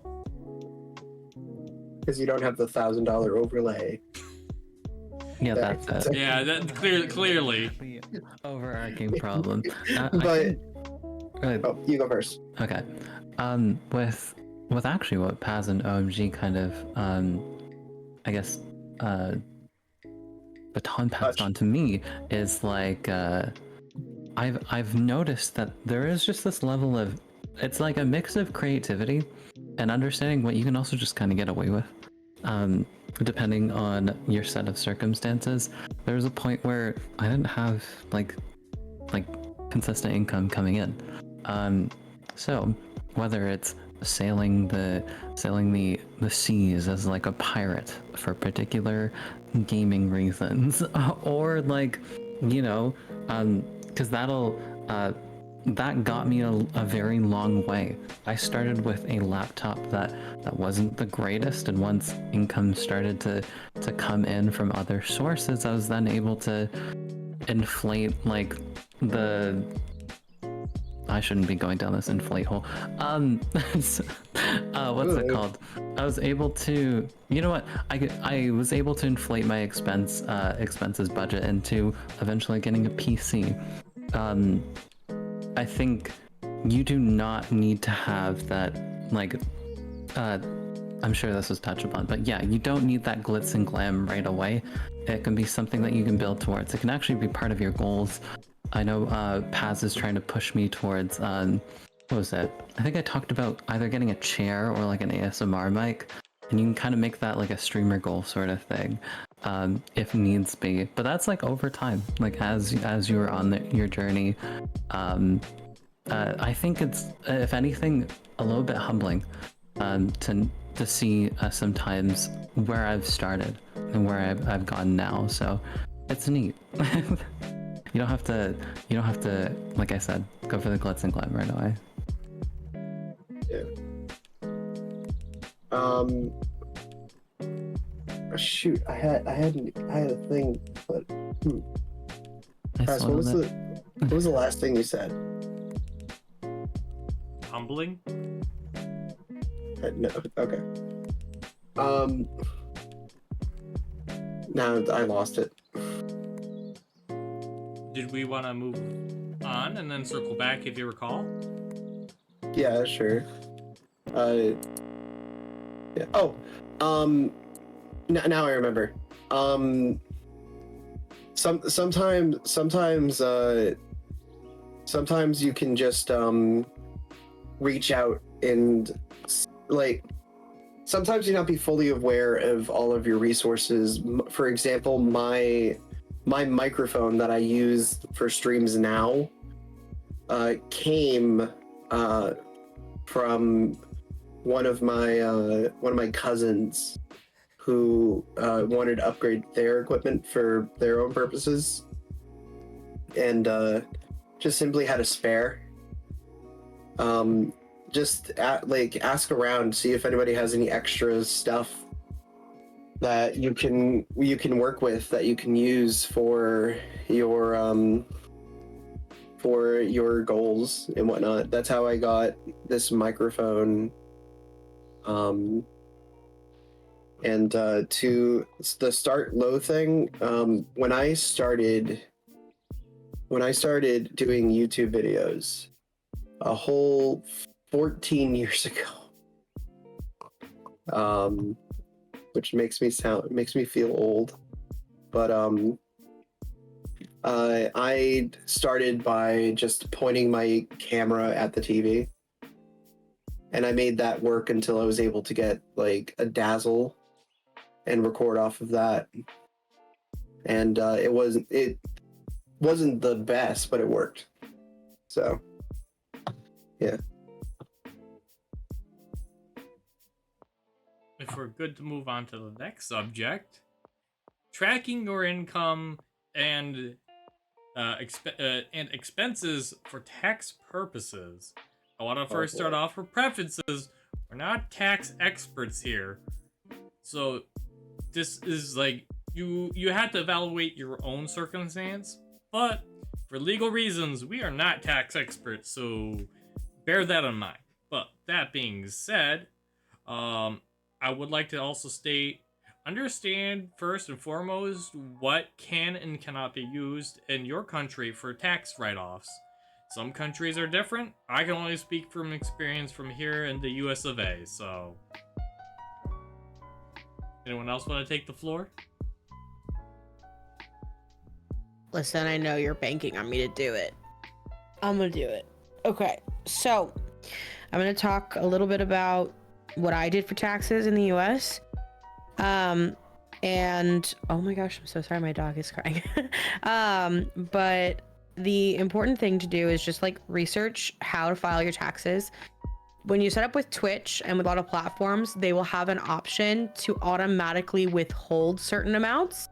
This is certainly a safer way to go about it because the chances of you owing back is going to be a lot less. But if you're like me, and you just kind of prefer to do that at the end of the year, and aka you're going to spend most of what you get, then what you can do is you can write off your expenses as tax deductible. So if you don't know how tax deductible expenses work in the United States, well, you're in good company. I didn't know until basically tax season last year. But the way it works is if you make, in the US, I believe it's upwards of $600, your income above that $600 is now taxable. Now that is across all jobs. So that means that I, as someone who has a full-time job, will always owe taxes on Twitch because I will have made more than $600 across all of my jobs in the year. So it's something to keep in mind there.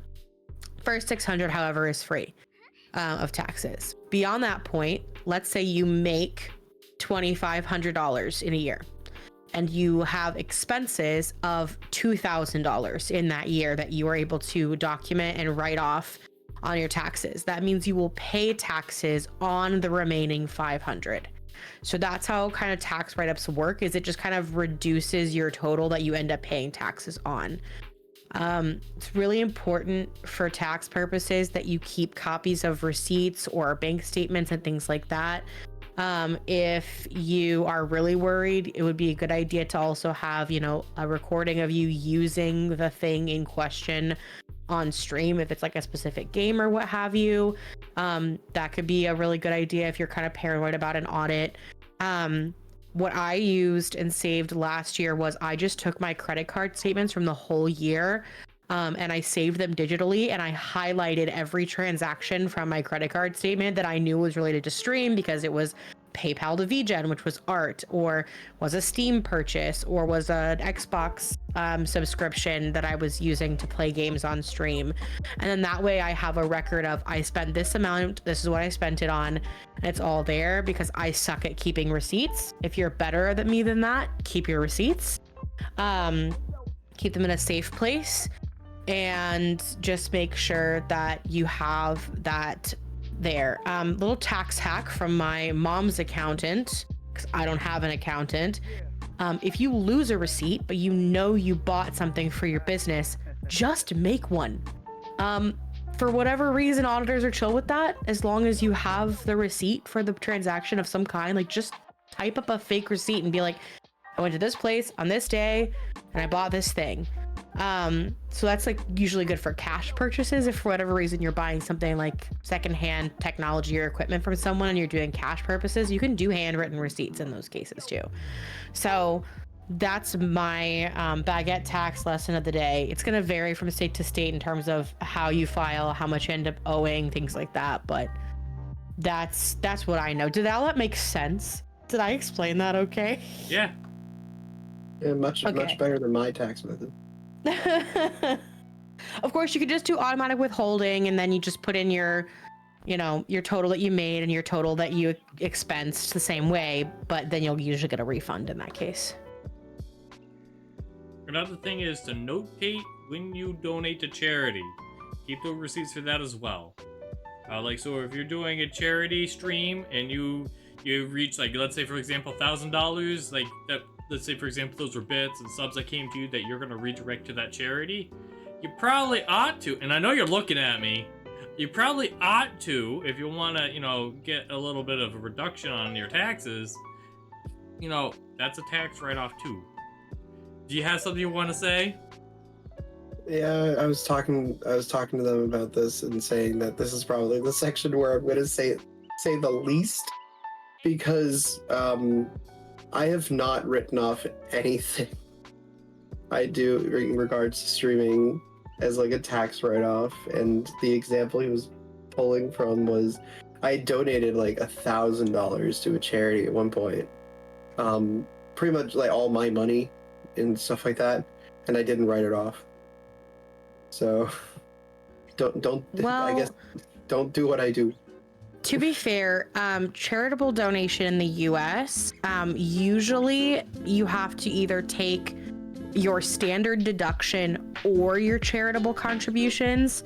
So like, yeah, write it down, but your standard deduction in the United States as of this year is $14,600. So if you're donating less than $14,600, it's usually not going to make that big of a difference on your taxes when it comes to those charitable contributions. So just like, don't feel too bad if you have messed that up in the past, because you'll still get your standard deduction, because I think you have to choose between the two. I'm either going to take my standard deduction or I'm going to do my charitable contribution. Yeah, I also don't write anything off that I purchased specifically for stream or anything like that. You should do. I'm very.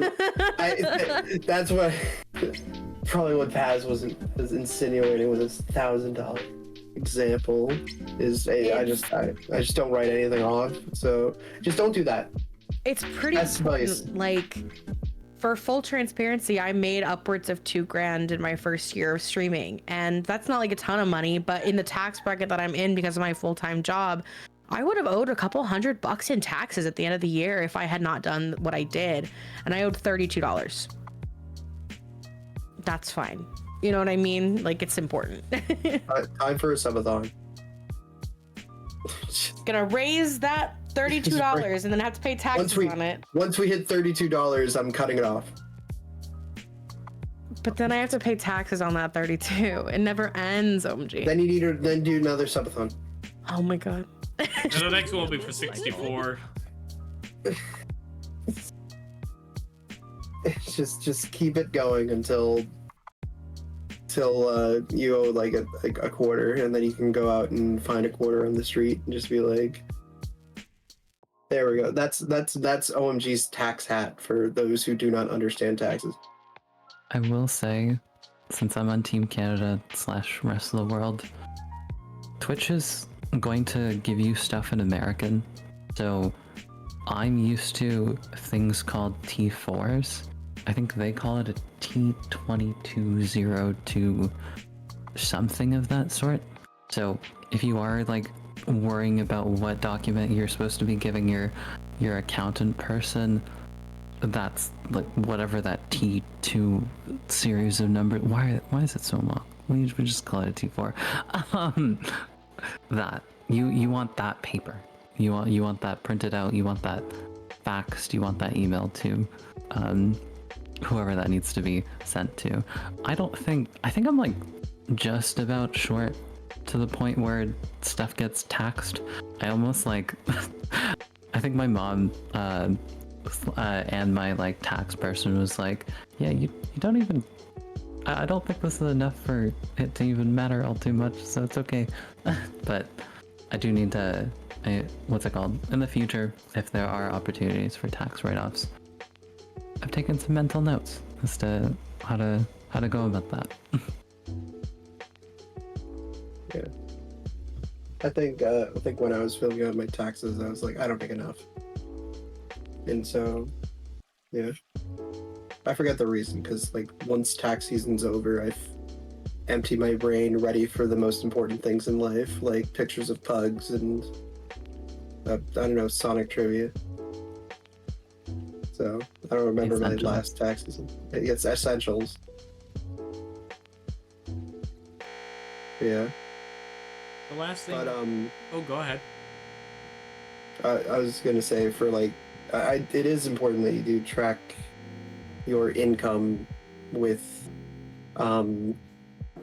like your streaming or YouTubing, as the kids call it, because it does allow you to see it does give you a little bit of a window into how like what did you do, like, oh, revenue went up this month, what did I do differently in comparison to last month, and you can figure out different data points from that. I'm a little bit of a nerd when it comes to some of this stuff, and you can totally look at the data and figure out like, I should probably be doing this more because this produces more revenue. I should probably be doing this less because I don't know. But yeah. Are we good to move on to the next topic?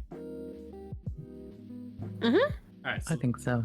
So the last one I have here, I'm actually just going to start this off with a question here, because I want to gauge this here.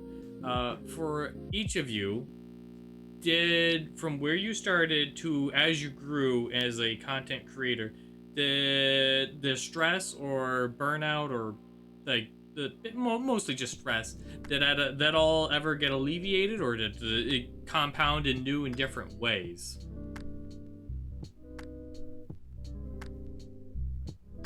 Let's take the does anyone else want to go first?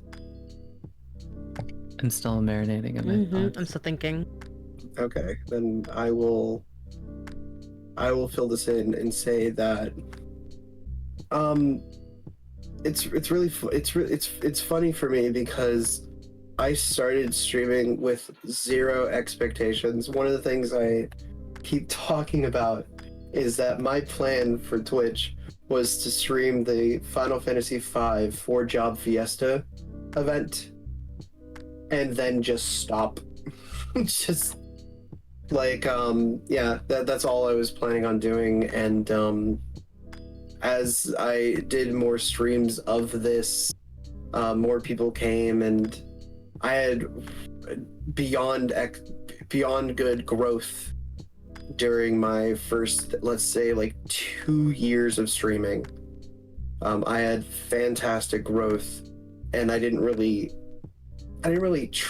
have expectations or goals. Like, mine was just to entertain people, and from the onset it looked like people were entertained. So yeah, but the bit of it, like, yeah, actually, I'm sorry. So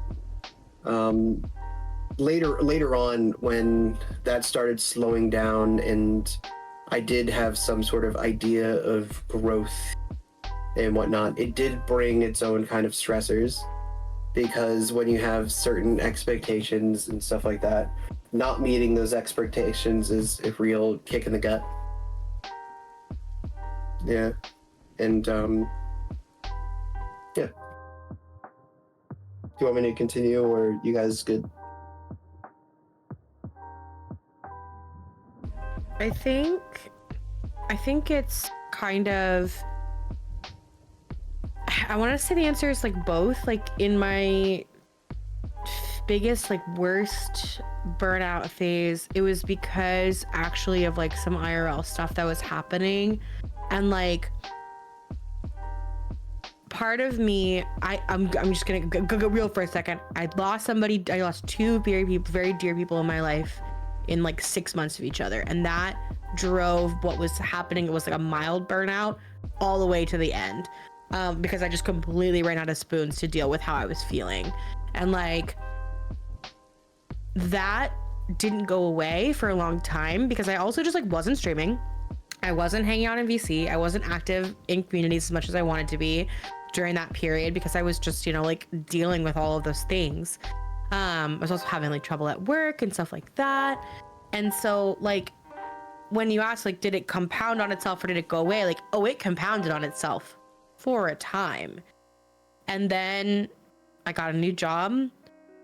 Time passed. I just kept pushing, and I was very fortunate that I had a partner and good friends who were like, friends who invited me to collabs still, and my partner who was like, if you feel like streaming, go stream. Don't feel bad about it. Don't worry about the house being a mess. Like, I'll take care of that today. If you feel like you want to go stream, go stream.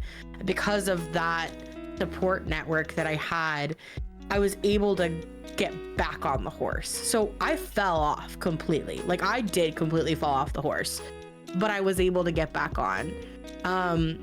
And like, some things are gonna be insurmountable for a time. That doesn't mean you can ever like not pick it back up again. And like, that's the takeaway I had from that experience of like, even though it was basically like a 2-month hiatus, like, I was able to still start up again, and so can you.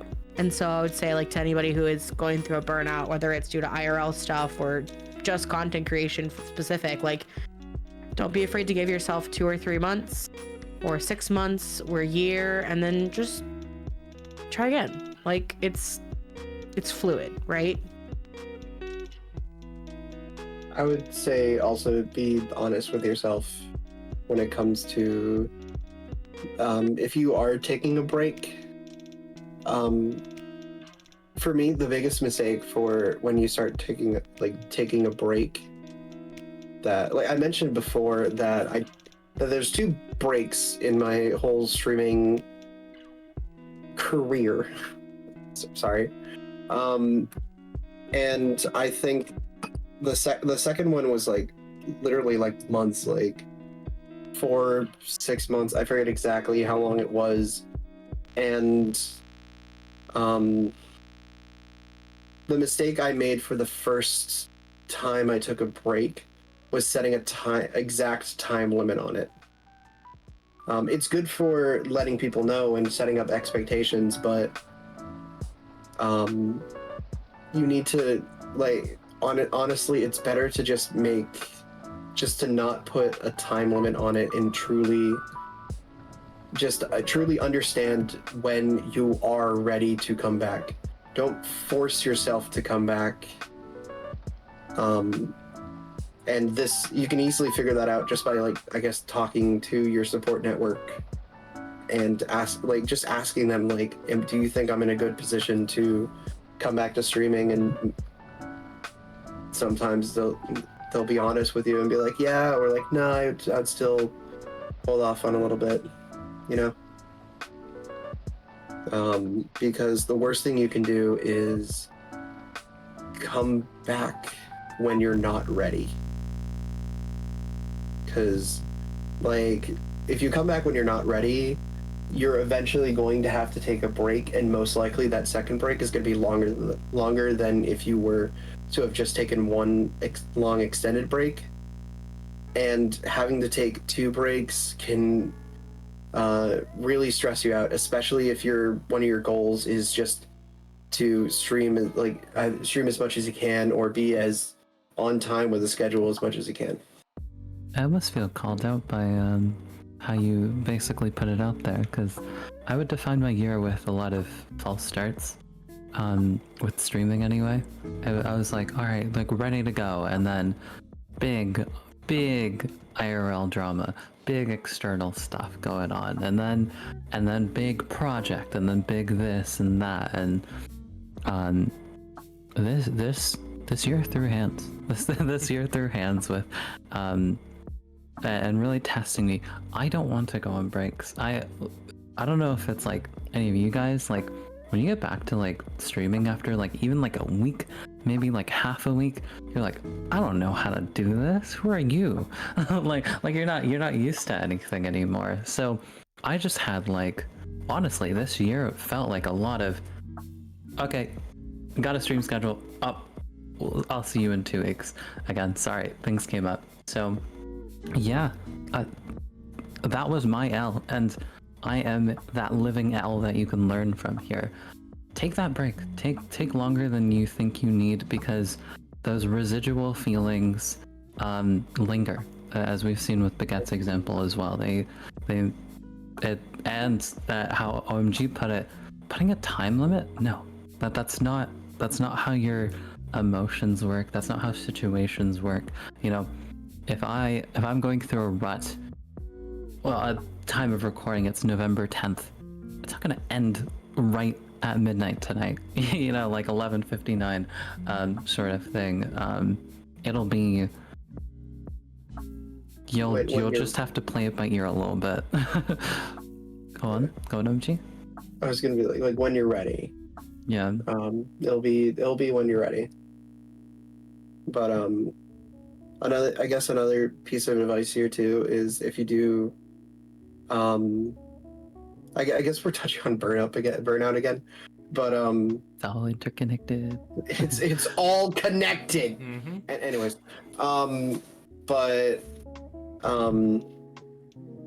when you do come back from, like, let's say an extended break, because usually, like, taking a break to me is just rebalancing everything.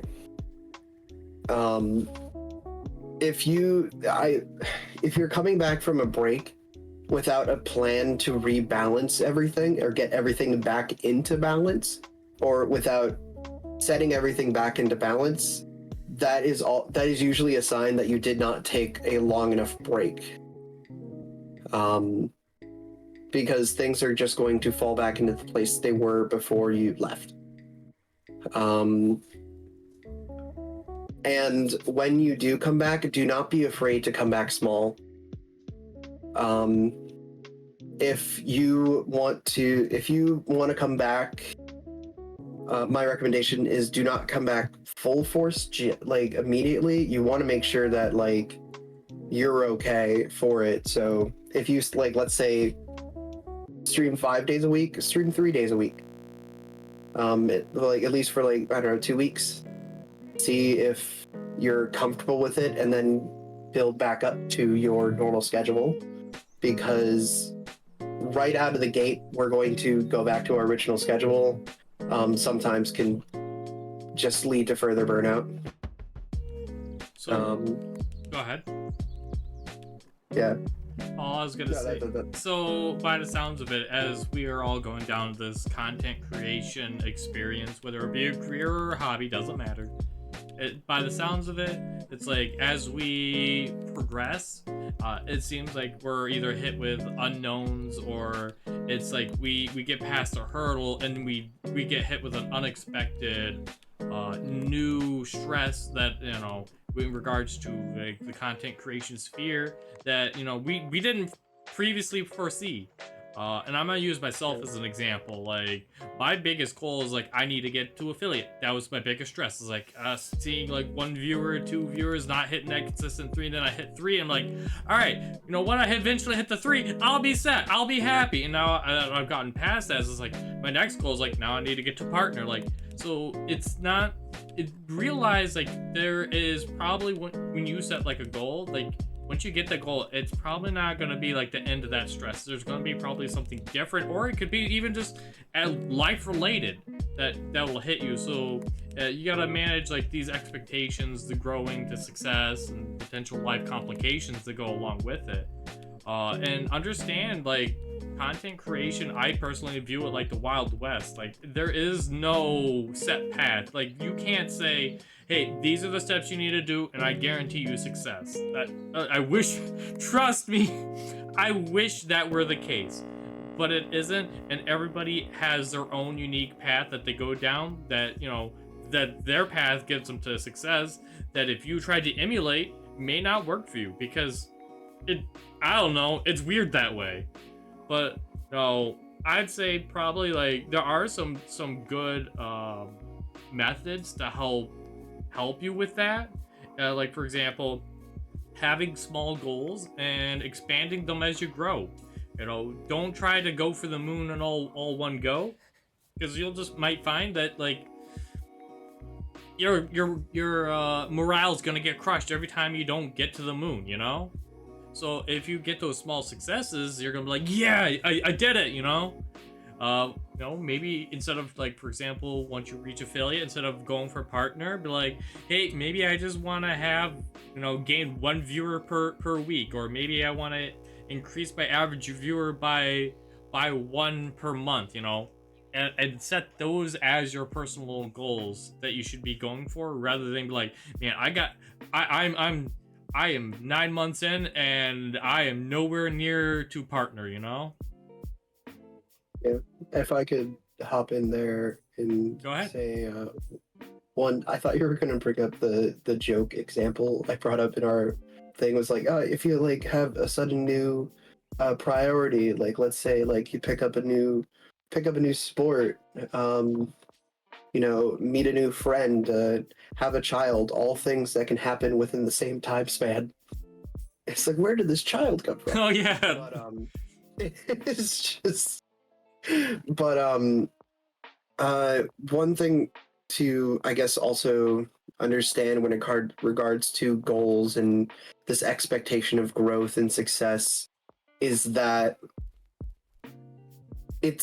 you also need to understand timing of everything, and that, like, let's say for example, I might not be 100% on this because I did not read the data, but like actually, you know what, March, let's go for March. March is usually a time where like, people have work every single day. There's not really a time off for it. Some people might be more busy. Some people are in school, but in the middle of summer, a lot more people are free on vacation, and people have the time to be at your streams and like talk and kind of stuff like that. So understand that, like, again, Rich coming from me, understand that if a goal or expectation isn't met, it may not be you. It might just be like, oh shoot, I wanted to do a I don't know, fundraiser thing during Christmas, and I didn't meet that goal. Well, it could also be because like everyone's spending money on like presents and all this kind of stuff like that, and they don't have much money to give extra during that time, and that might be the reason why it didn't meet expectation. Or just people get busy, people have lives. Like, going into that vacuum sort of example, like, not only does streaming not happen in a vacuum in terms of your life, it's everybody.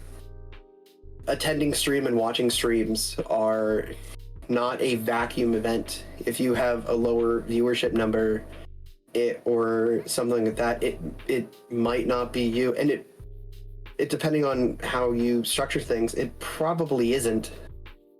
It's probably someone got more busy. Like, you know, they had a surprise kid, and it's It like, just spawned out of nowhere somehow. It just spawned out of nowhere, and now you need to do research on whose kid is this. Mm-hmm. But yeah, like, again, speaking from personal experience with this, Spawning a kid?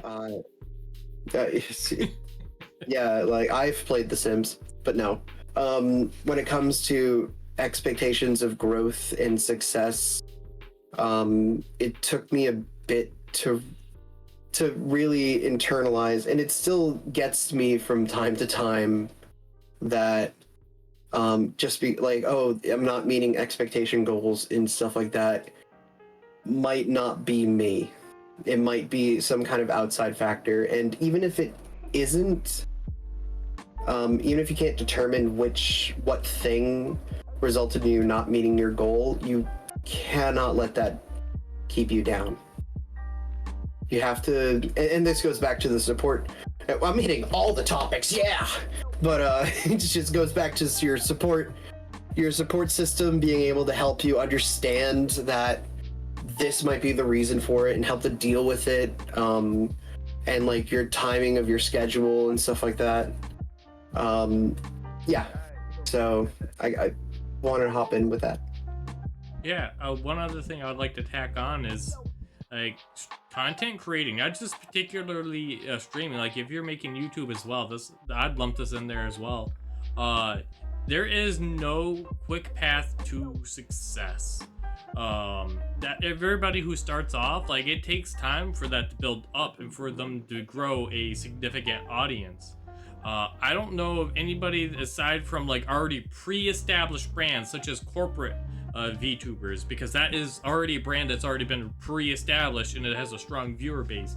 Like, outside from that sphere, like, anybody else that starts into this kind of content creation business, or hobby, whichever word you want to use for it, like, nobody starts off with like hundreds of viewers. We all start small. Go ahead. Unless they are carrying a big audience from somewhere else. Yeah, I mean, yeah, because I've seen But YouTube even videos then- with 0 viewers. I've seen YouTube videos with 0 viewers, and I'm like, how do they have so many subscribers? I'm like, oh, they're on another platform and they're bringing people over. That's a pre-established brand, you know. You were saying back. Yeah. I'm gonna say, even then though, like, you had to start somewhere. I think the person that comes to my mind, I forget their full username, but they are a cow VTuber. Yup. Moo moo. And they just hit partner after like a couple months of streaming, but they absolutely exploded on TikTok. So like, but even then, you still posted your first video to nobody. You didn't know who was gonna pick up on it. So like, just saying, like. My mom watched my videos.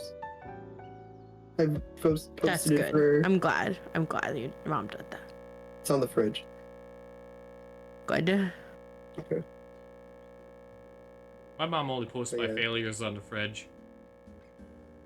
Must be a pretty clean fridge. Look, I failed gym once.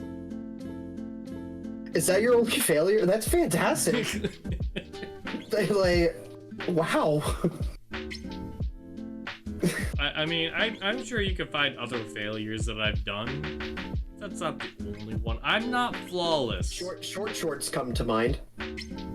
Hey, look, my trunks were amazing. I just want to point that out. They were phenomenal. Anybody that says otherwise clearly doesn't get the pun. Yeah. But I am lost. Oh, I had swimming trunks with the face of Trunks from Dragon Ball on it. Okay. My trunks. Yeah, the expectations regarding growth and success in streaming is such a weird thing to talk about, because it's that is such a personal and unique thing. Because as I mentioned earlier, like my first 2 years, I wasn't even going for growth or anything like that. Yet I grew really, really fast. But for like some people, they start off really slow, but then they explode later on. Mm-hmm. And I guess like with my point on this is that, like when it comes to streaming and video creation and stuff like that, I guess a goal is never lost. Like if you don't achieve it now, it's not like you can no longer go after that. I mean, like if you fail to get a certain amount of viewers this month, well, there's always next month. Mm-hmm. And there's always next month after that. And like, you can't let it get to you. I want to spin this a little more positively. There are ways to what's it called? Or I want to spin this a different way anyway.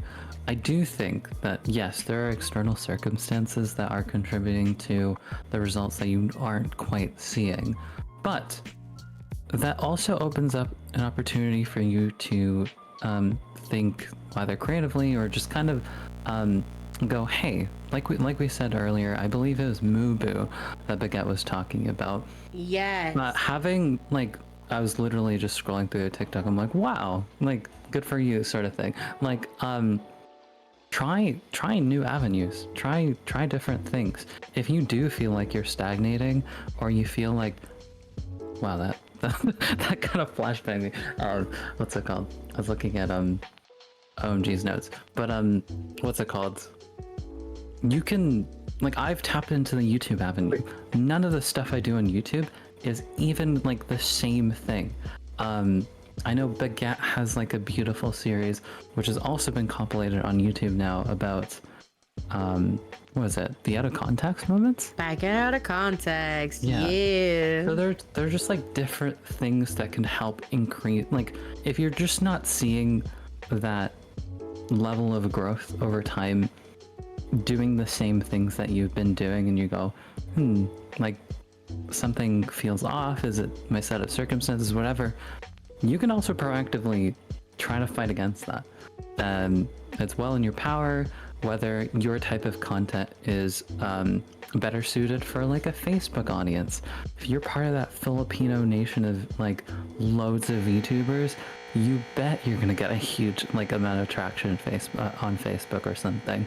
At least in the COVID days or something. But there's lots of new ways for you to reinvent yourself, to have a new home even, and you are not just going to like, or you won't necessarily just linearly just stay on Twitch and just ride all the way to the top.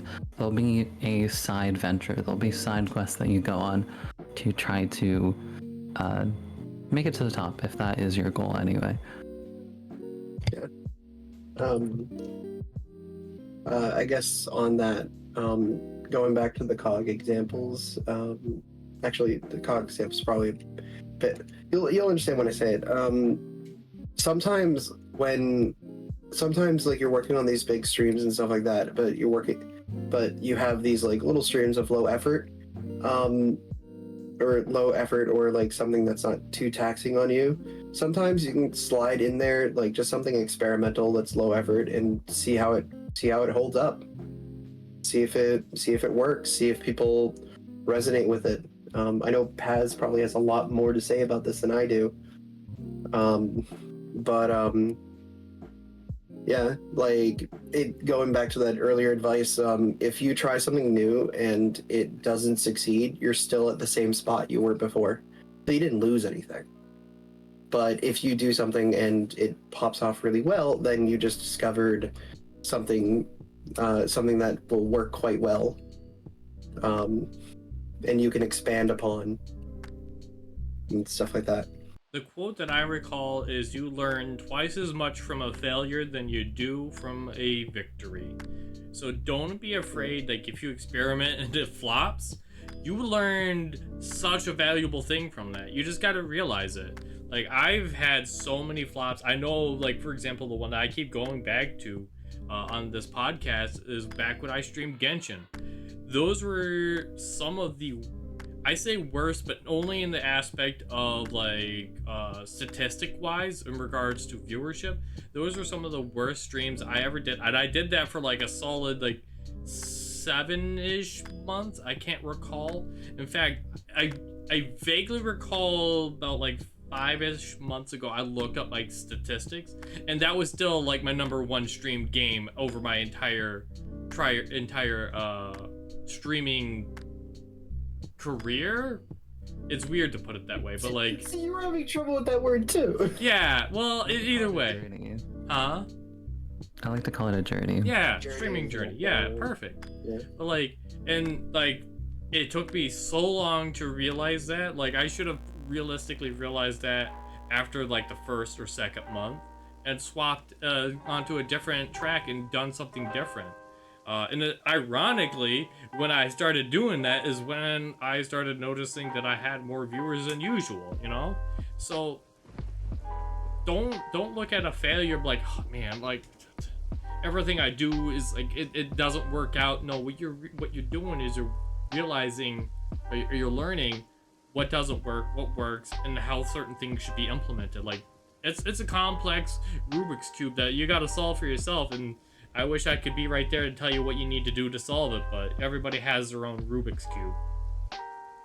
Yeah, I think that's a really good example, because something that might work for someone might not work for you. Mm-hmm. Yeah, I realized that. No, I think I realized at one point, it's like nobody comes to my stream for puzzles.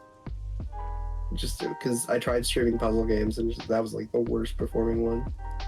Learning about what people come to your streams for is so interesting. I've quickly found out people just love my voice. I sound really narcissistic when I say that, but I'm like, there's a correlation here. You can pick up on certain things. Mm-hmm. I will say, as like I said, I like reading over the data and stuff like that, and it's a thought that's come across more as once is like, oh man, I should definitely send out a survey to everybody to like ask them like, what do you like about my stream, and it's like, what would you improve, and all this kind of stuff like that. The temptation is strong to learn what people think. I'm gonna throw this out there.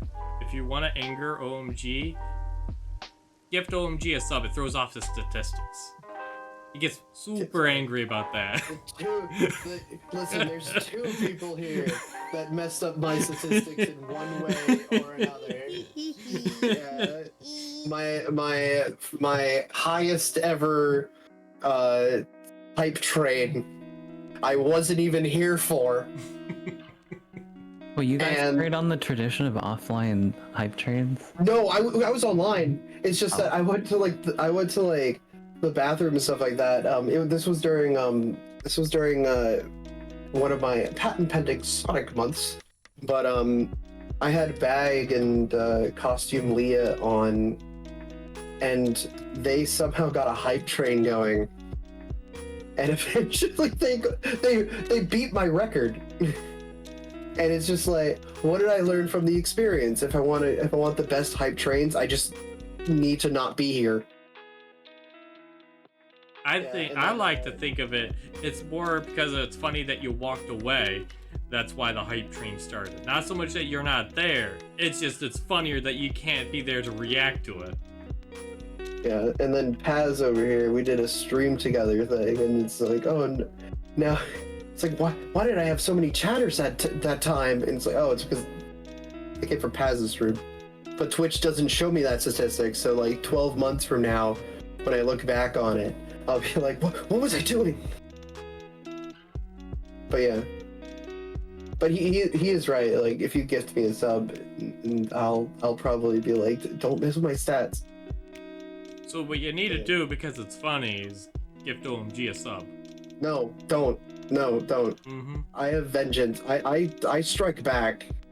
Oh, trust me, OMG does strike back. But if you're not a content creator and you still think it's funny, that way OMG has no way of getting back at you. Especially if you mark it as anonymous, because you could do that for subs.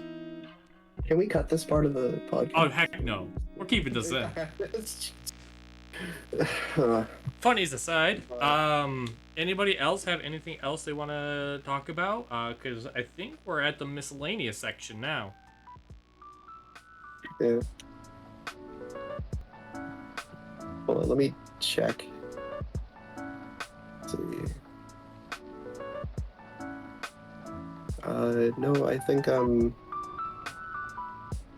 good for moving on to miscellaneous. Well, I've got nothing for miscellaneous. My miscellaneous section is always blank. I guess we kind of leaned into miscellaneous because we started like, this is tangentially related to growth, but it is about like expectation and when it comes to the work-life balance of everything, I guess one thing to keep in mind is that you not meeting expectations and you like maybe feeling bad, or meeting expectations and or exceeding expectations and feeling great, that gets carried into the other priorities of your life.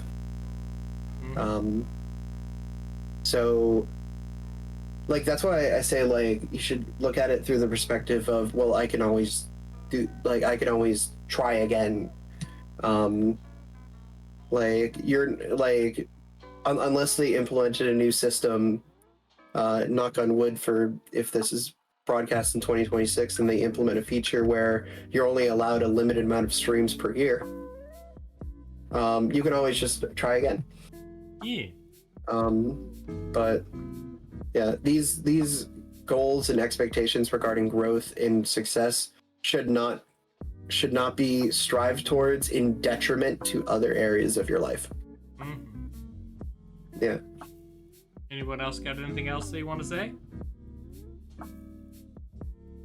I think we covered it. I mean, I really do. Well, we have one more thing we need to go over, but that's mostly because we need to talk about what we plan on doing for next year. Because this is the last episode of the podcast. That I'm aware of, at least. Hooray! Surprise. But also podcast. sadness. Yeah. Because I think it's been a long year with the podcast. Yeah. Making sure that we're whether it's 2 to 3 week intervals, 3 to 4 weeks, consistently getting this out was at times a challenge. And it was what's it called? It does always come down to like a fun, great podcast. We spent like if we have like a little bit of BTS, not the Korean BTS, but like behind the scenes, we often spend like an hour before, an hour later, like after stream, just talking sometimes. You know, it's a really fun time, and it's the end of this chapter. It's the end of potentially a prologue as to what we have next. I don't know if I should lead with what future thoughts we had about taking this podcast, but I say go for it. You've got the stage. okay. So there have been some thoughts marinating, and I think it's time to retire the expert side of things for now. We've had 11 topics talked about in the past months. I want to say couple, but many months now. Over the past year is a best way to put it.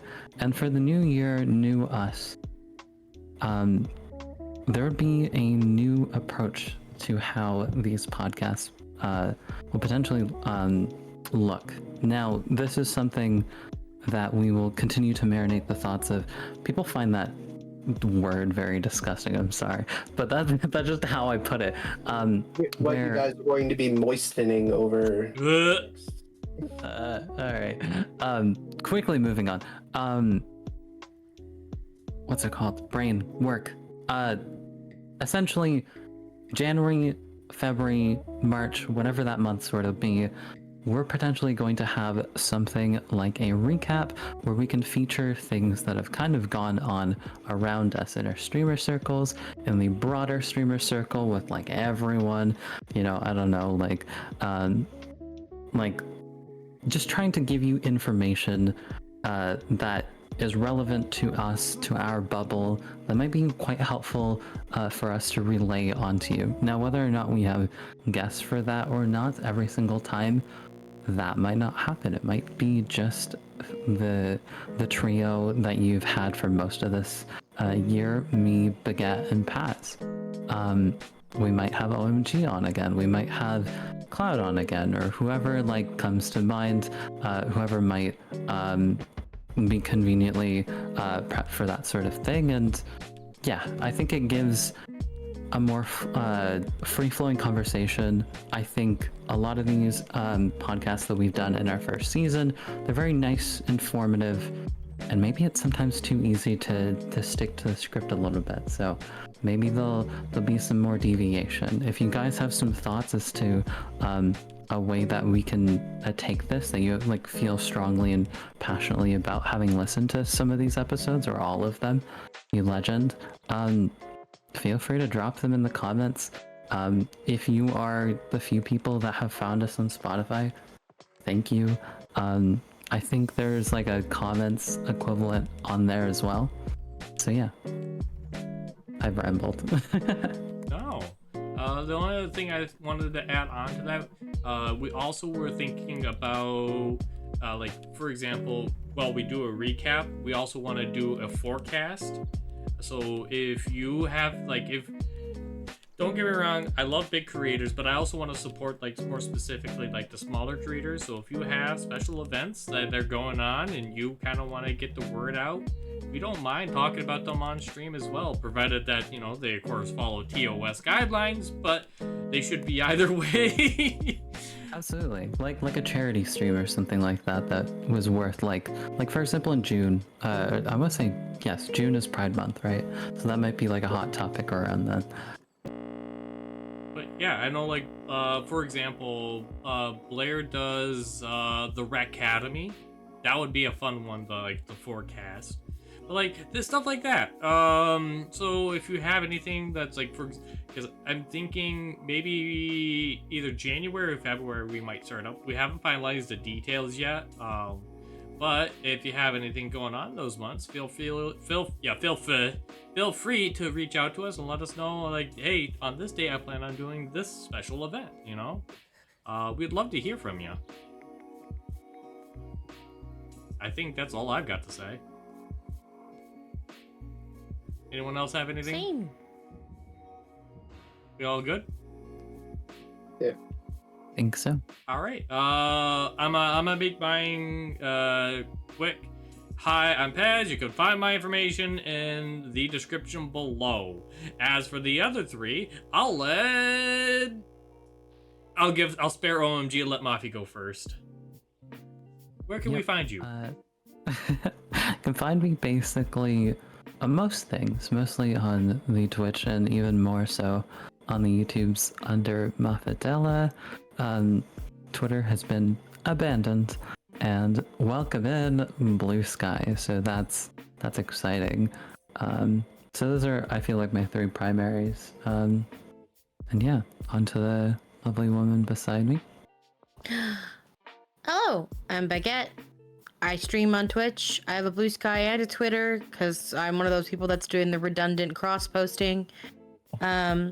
Also, look me up on Coffee if you ever want to get a Vroid model consultation from me. I do lots of different things, and I'm around. Also, heck you, Elon Musk, give me my handle. Double underscores on Twitter is unacceptable. And now me. Yeah, you. Hi, my name is OMG Plays a Game, and I also stream on Twitch. Usually like on Monday, Wednesdays, and Fridays. I make a lot of puns and do a couple weird streams, deep dives, and just random stuff. Sometimes I send messages over to people and say, "Hey, you want to play Dead Rising 2 for 12 hours at one point?" I honestly was shocked how long that ran. It's, yeah, so that's where you can find me. I have a Twitter, but I don't really use it too much. I really need to use that more often. Or like try out Blue Sky. And I also made YouTube videos, and I plan on making more in the future, but yeah. And on a last note, people are getting rowdy in the Starbucks, so I need to deal with them. Hold on. I'll be back. Now, before we record a crime on air, Well then, on that note, I want to tell you all you are all amazing. Don't let anybody ever tell you otherwise. We will see you next year. Bye. bye. Bye. Bye.